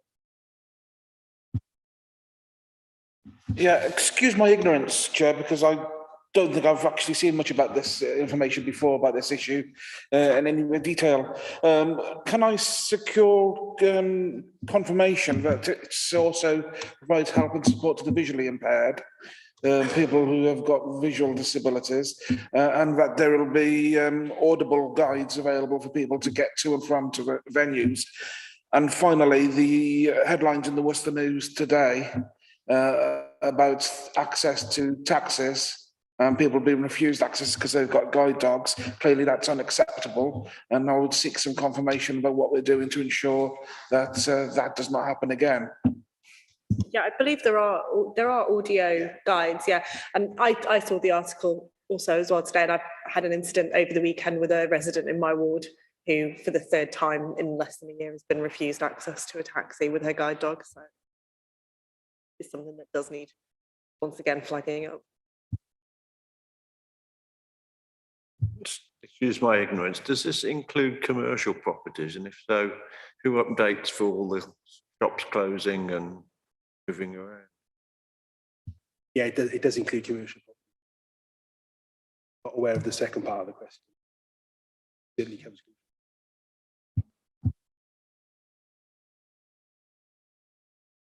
Are we happy to note the recommendations in the report? Yeah, fabulous. Okay, we're now moving on to the corporate parenting update. Are you taking that? Thank you, Chair. Chair, this is the corporate parenting update report, and again, members may be aware of. Sorry, members will recall that the last committee, Councillor Johnson raised an item of AOB, and members agreed for a report to come back with an update that set out how we as a council supporting care leavers, all the council are playing.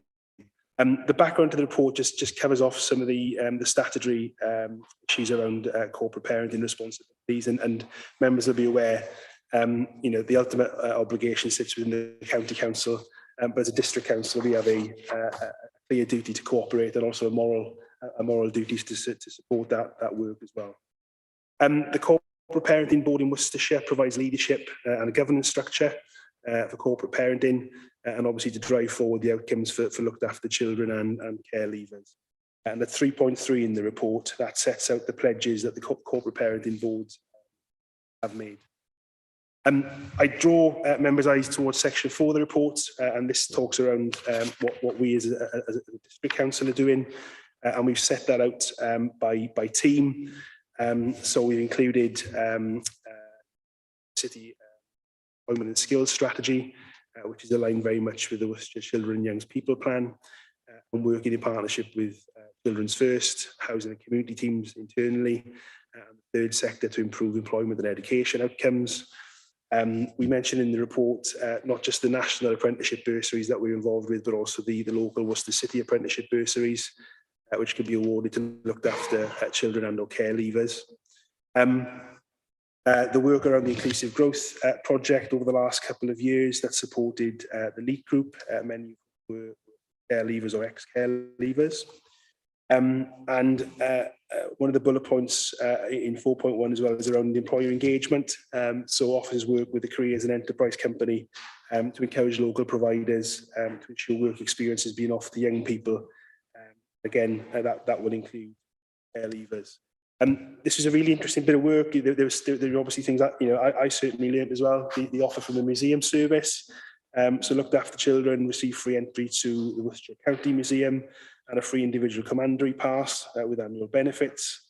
The museum's work experience programme promoted to care leavers by the skills networks. We've also hosted a celebration workshop at the commandery for looked after children as well.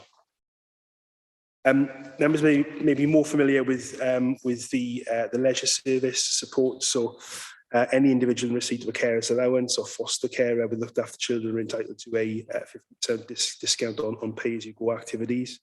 Although what we have found as part of this process, and it was discussed at the charges report recently as well, is that that doesn't apply to membership fees. And one of the recommendations within this report is to sort of work with colleagues from Freedom Leisure to see whether that benefit can apply to membership as well as pay-as-you-go. Housing and homelessness, members will be aware that care leavers get priority 1, the highest band within the new housing allocations policy if they're tenancy ready and need to move, and they don't need to go through the homelessness system as many do. And again, some members will be aware that within the team now we have 2 dedicated young persons training in the background. And there's also a local agreement regarding council tax and care leavers where the local authority cover the different council tax support and any outstanding. Safeguarding, we have a number of staff internally who are trained to work directly with children and young people. And I'm sure Anne Nichols' name within Warwick's team will jump straight to mind. What Anne doesn't know is not worth knowing. And she works closely with Worcestershire Children's First and the police in particular, right across the range of issues that are facing. Chair, hopefully that gives a flavour of what the City Council are contributing. We are very much aware of the agenda. We're committed to it. We're contributing to it, but we know there is more that we can do. So again, it's a report for noting, but recommendation 1.2 is sort of asking for members' endorsement to direct officers to go away with Freedom Leisure to look at how we can explore the option for kinship carers and care leavers to benefit from a reduced fee membership rather than just. Thanks, Lloyd. Any questions, Lucy? Richard? Both the employment skills and the museum service are certainly in the PED committee, and certainly the museum service, the joint committee knows all about the services that museums, particularly around children in care, but also the employment skills, the bursaries and that sort of thing. We actually monitor it as part of our key performance indicators as with PED, and the skills, the employment of a skills officer actually was at the last committee meeting, and it's also coming to policy and resources as well, so that it can be carried on for at least another year. So certainly those, and we feel very, very strongly that those implications are well received. Thank you. Richard? Just a bit of clarification, if I may. I see the list of discounted opportunities which we as a City Council provide. There are a number, I'm aware of a number of children, looked after children in Worcester, who have been allocated to kinship carers from other local authorities other than Worcestershire. For instance, Oxfordshire, London and elsewhere. Would those children be able to gain access to these kind of facilities and support, or are they purely only able to gain facilities in the home provision or nominating authorities? Because I'm aware of children from Oxfordshire who are in St John's, who are living with aunts and uncles, and they certainly are not aware of this kind of opportunities which could be available to them. I'd like to think we'd put bureaucracy aside and say yes, Chair, but I can't. We're a local government, so I can't promise it, but I'll certainly go away and find out and clarify for Councillor Euler. Yeah.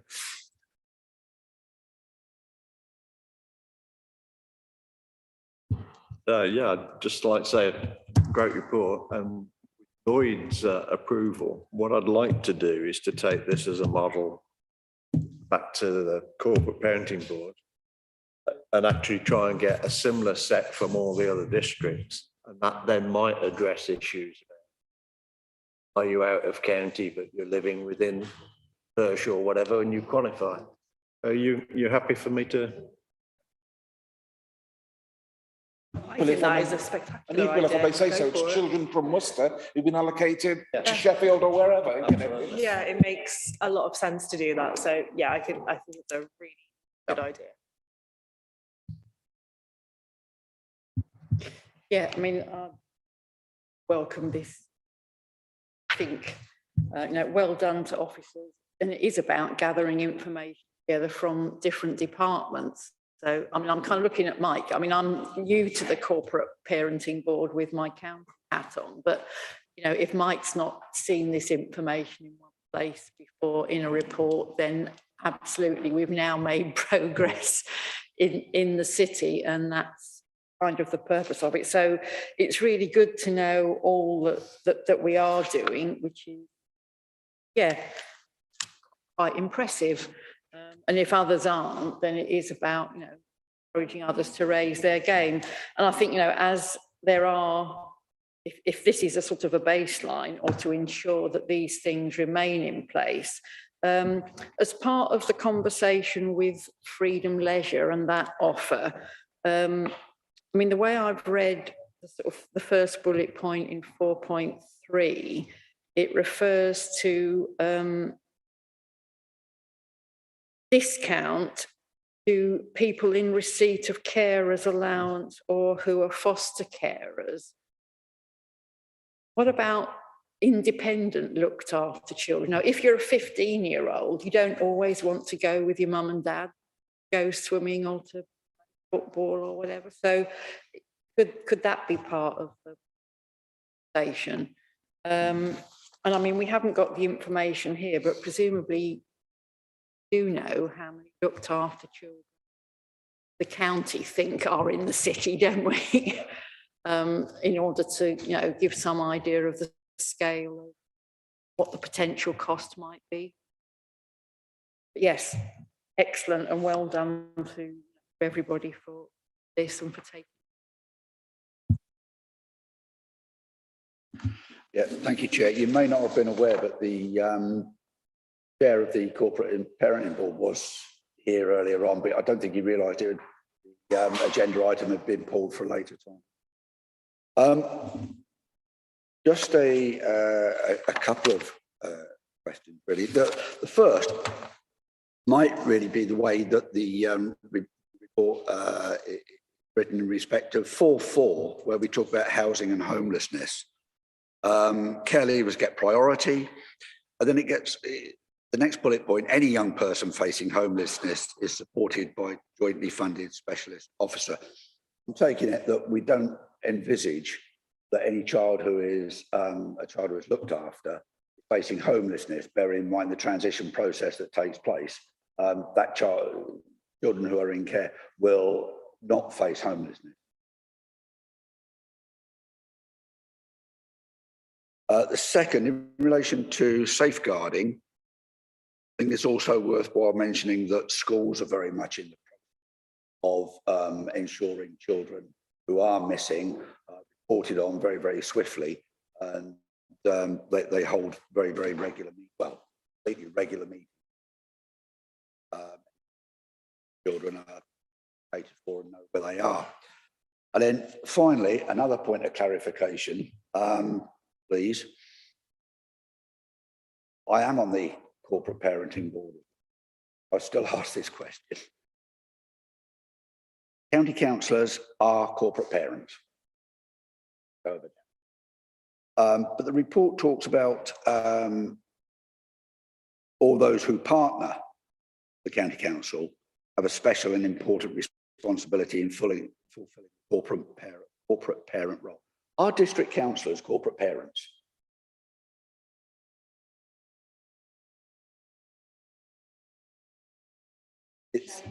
Yes, but I've never had a sort of definitive, and I just wonder if there is one.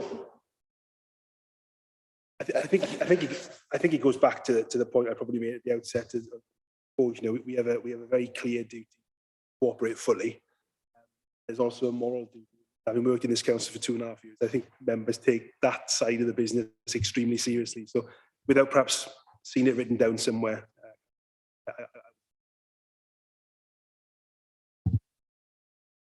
I've got two questions. I believe that certainly this authority actually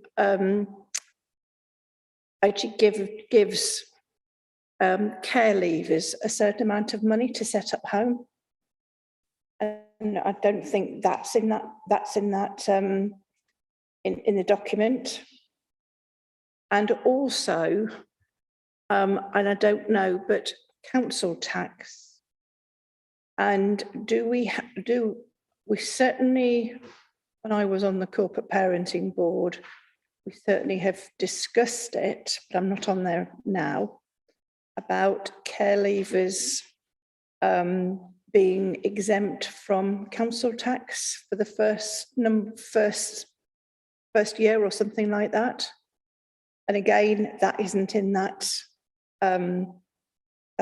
isn't actually in that document, that's all. For you, Chair, in respect to the council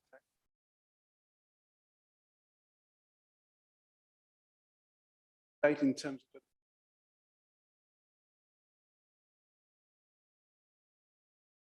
of we made an agreement.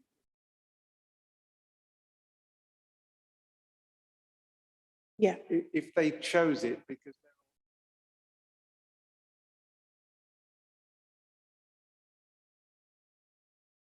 as any other citizen pay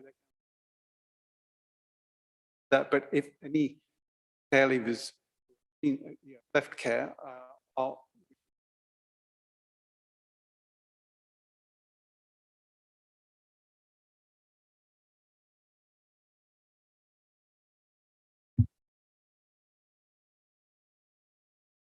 It's something like about £2,000.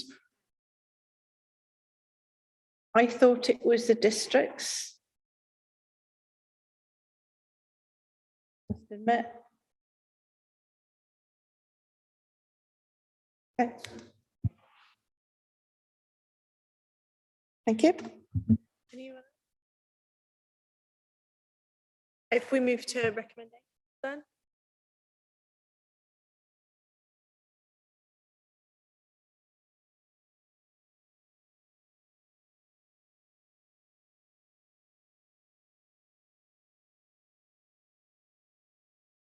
And finally tonight we have the COVID-19 Community Recovery Plan. Thank you, Chair. Chair, the Community Recovery Plan, with the setting up of the Health and Wellbeing Committee, subsequent constitutional change, the Community Recovery Plan monitoring of it will now sit within Health and Wellbeing Committee, and the reason why it's coming tonight. Those members who perhaps have not been involved with the Communities Committee. July 2020, the initial COVID-19 Community Recovery Plan extended for a further 12 months. The plan focuses around 9 priorities. We've included those at 2.3, so housing and homelessness, leisure, recreation and wellbeing, financial welfare, social behaviour, domestic abuse, community empowerment and volunteering, rough sleepers, shielding and vulnerable population, supporting families. And at the back of the report, Chair, in the appendix, we have some graphical images of progress. I'll just spend a little bit of time, Chair, if you don't mind, just running through each of the priorities. In respect to housing and homelessness, the number of households who have presented to the Council at risk is forecast to be 10% higher than last year, and above those levels recorded in 1920.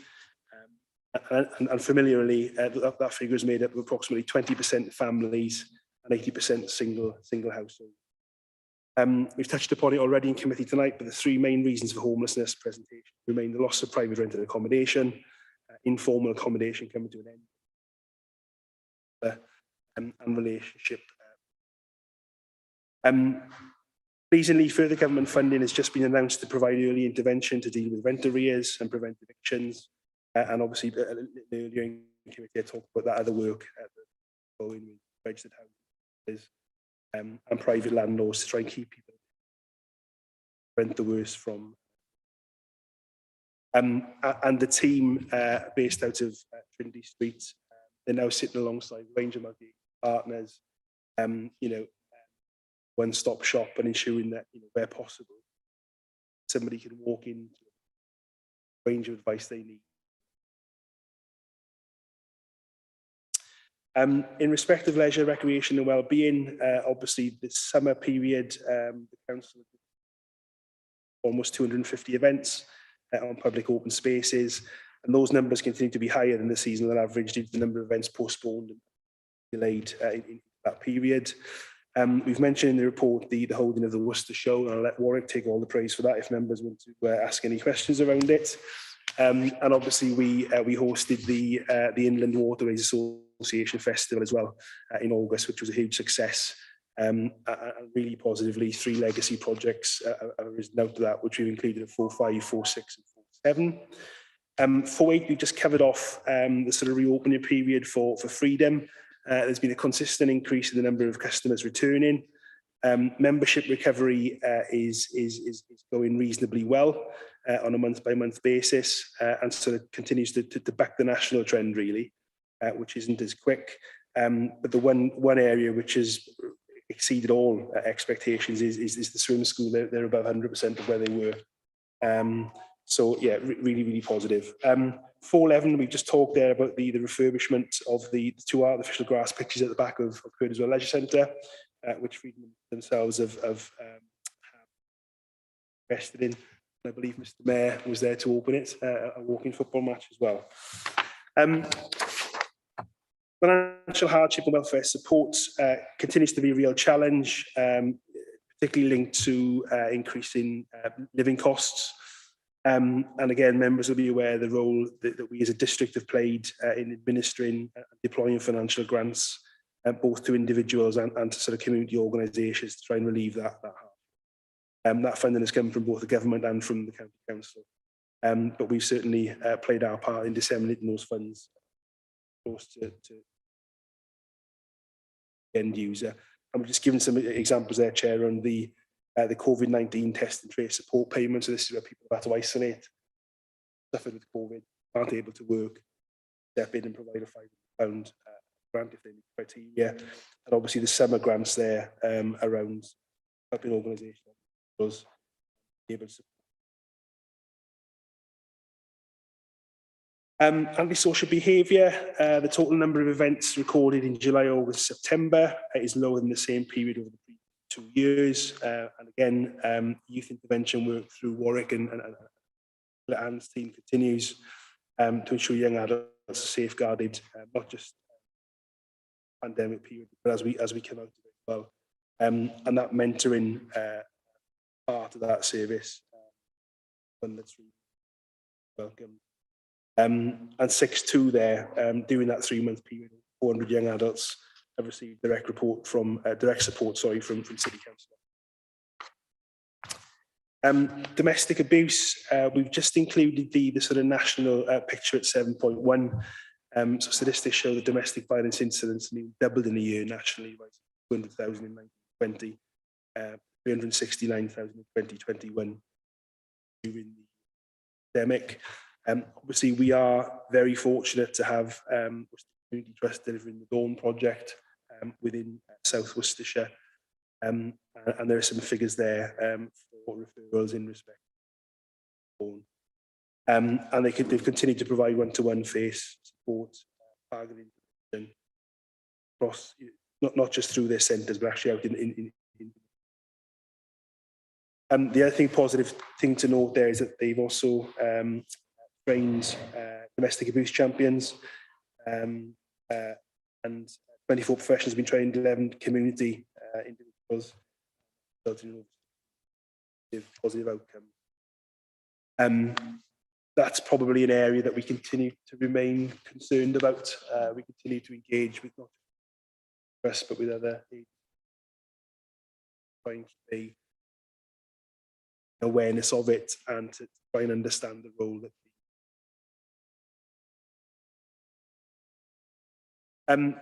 Section 8, bereaved families and commemoration, 8.2, we've just noted there that as of July, the national restriction did on the number attending chapel services, as well as mandatory face coverings. That allowed us to get back above 100 people attending a service. Whilst that was good news, out of the service has continued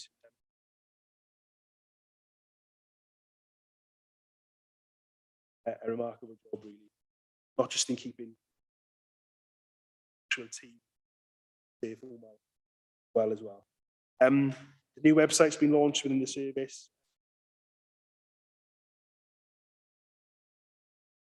Months since launch.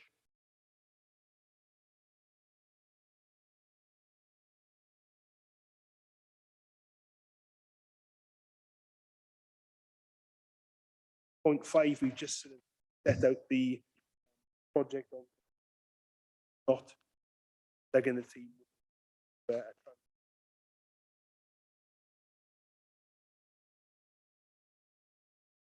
There are some delays. Children of vulnerable population, members will be aware of the vaccine clinic. And they went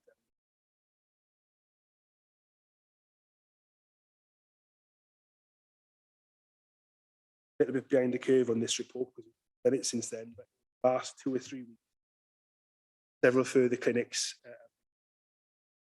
Friday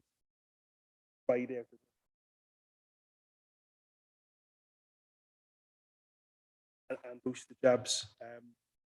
Again,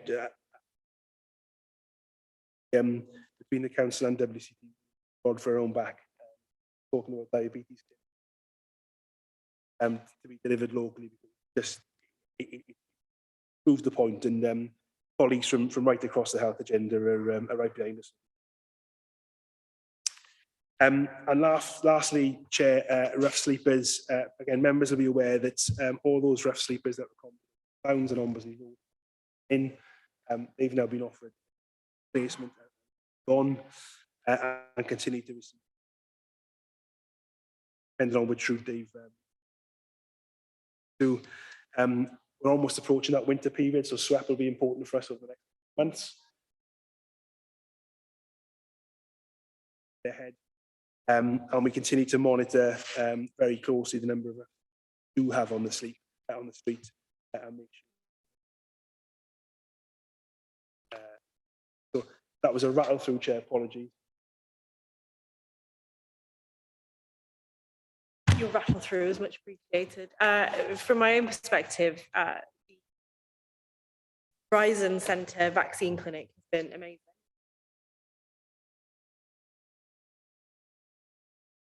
Organising that, vaccinated and vaccinated against flu. Just with regards to domestic abuse, do we have any figures on the Dawn Project? But do we have any regarding any referrals or inability to make referrals? West Mercia, rate school. That's my first question. The second one is, do we have an accurate? I don't have answers to the first one. Certainly go away and explain those and yes, we believe we have an accurate count of Russell. As I colleagues, we get a weekly update provided from the team.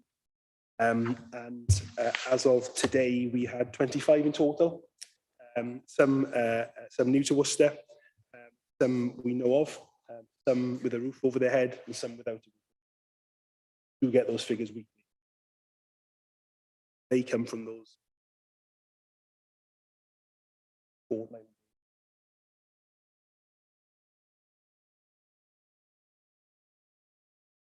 Are these, well, at the moment, these 25, they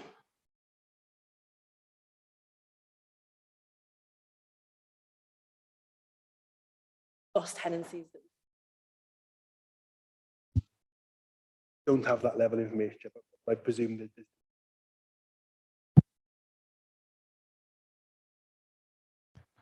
Okay, thank you very much for this report. I really want to more talk about the amount of bent and actually people doing things in terms of leisure, recreation, wellbeing. That's very important, because one thing I'm privileged as mayor to do is obviously to go to a lot of events and things around the city.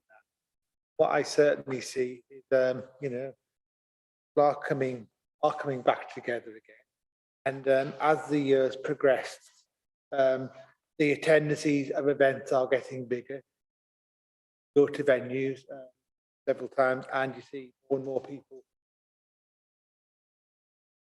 As more and more people have confidence, we've had quite a lot of good events this year. The Elgar Festival, which is quite well supported. We Worcester held the national board in the cathedral 2 weeks ago for life-saving, and there were people from all over the country. And really all these sorts of things, including the well-attended graduation ceremony as well, are really a reflection that we are actually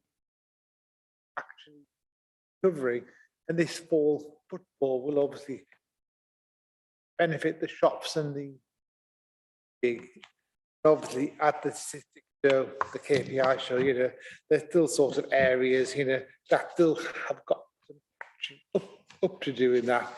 And obviously, you know, we have to go forward with caution. But I think provided we don't have a too severe winter and the authorities don't panic in terms of how this is managed, I think we're in good state. That's in good stead for the future.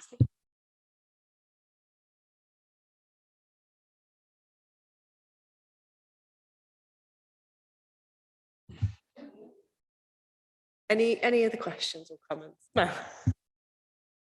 Sorry, this might seem like a silly question, but I've seen on the internet a number of references by the city to these £100 grants for parties to bring the community together. Is that part of this, or is that part of something completely different? Through you, Chair. So the community engagement team obviously want to support the community in running events and activities. We've taken the opportunity of using some of the Contained Outbreak Management Fund that was allocated to the district to pump prime some street passes. So the £100 opportunity for people to run street passes is specifically from that.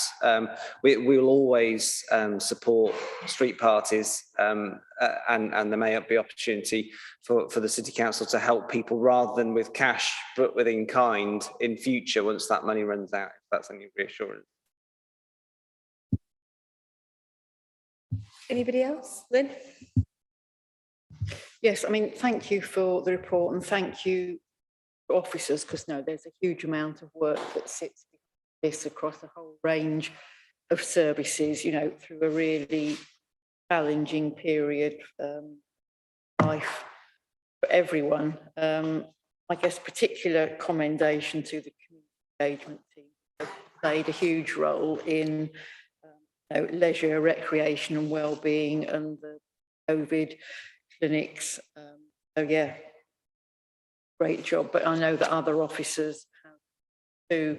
And I guess, I mean, a couple of observations. I mean, when you read 7.4, you know, the Dawn project, there is a huge amount of pain and trauma in that within. That's not going to be a rapid recovery. And I get the other observation, and in fact, there's a health paper coming to the Health and Wellbeing Board, which is even more stark, is that the impact of COVID has been unequal across our city, different communities. So some people, some communities have been hit very much harder.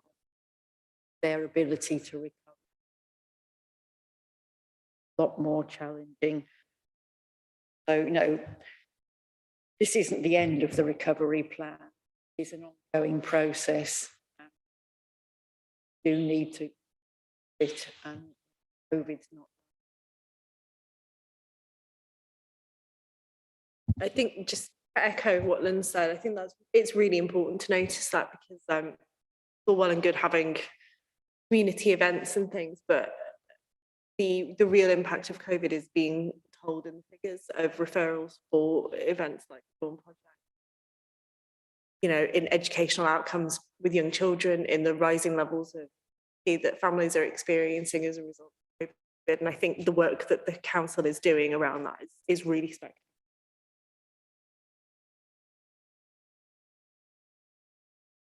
Yep. Yeah, thank you. Okay. In relation to paragraph 6.5, talk about the knife angel. I'd encourage people to see it. Piece of work. It might be worthwhile putting on record. I don't think that we have a major knife problem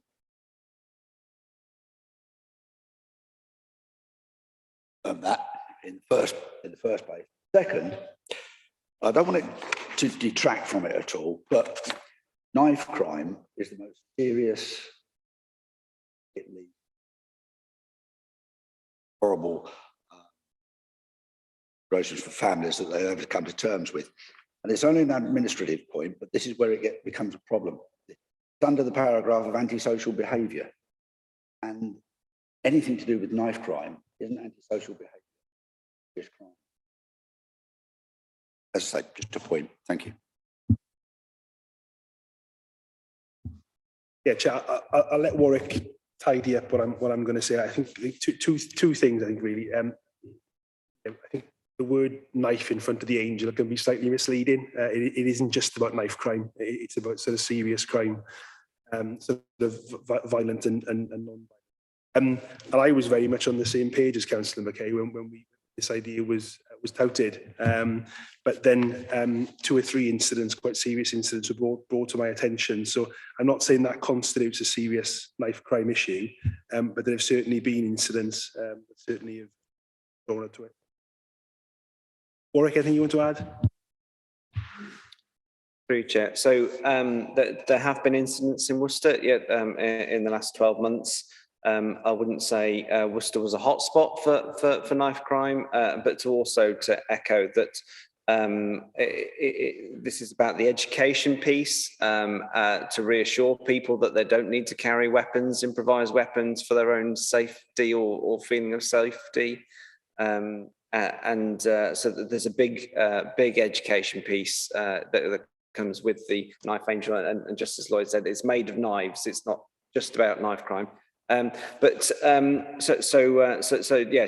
reassure members that no one wants any knife crime in Worcester, so it's an opportunity to try and go towards that goal. But there are people walking around with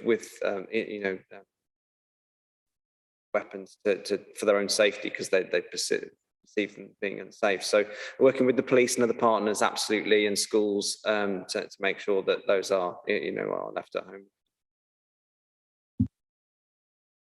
I just want to say real congratulations to those that volunteered during the campaign, during the COVID. Many people campaigned, whether it was through sewing PPI to delivering food to just calling on their neighbour and that sort of thing. And really, this is all sort of, and I think this is really almost an unsung hero, because without people's kindness, I think we would have really have not given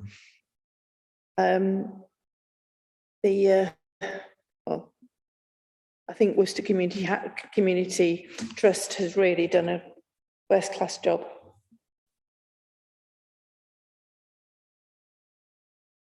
Else? Okay, are we happy to note the content? Yep. Fabulous. Right. Well, thank you very much, everyone.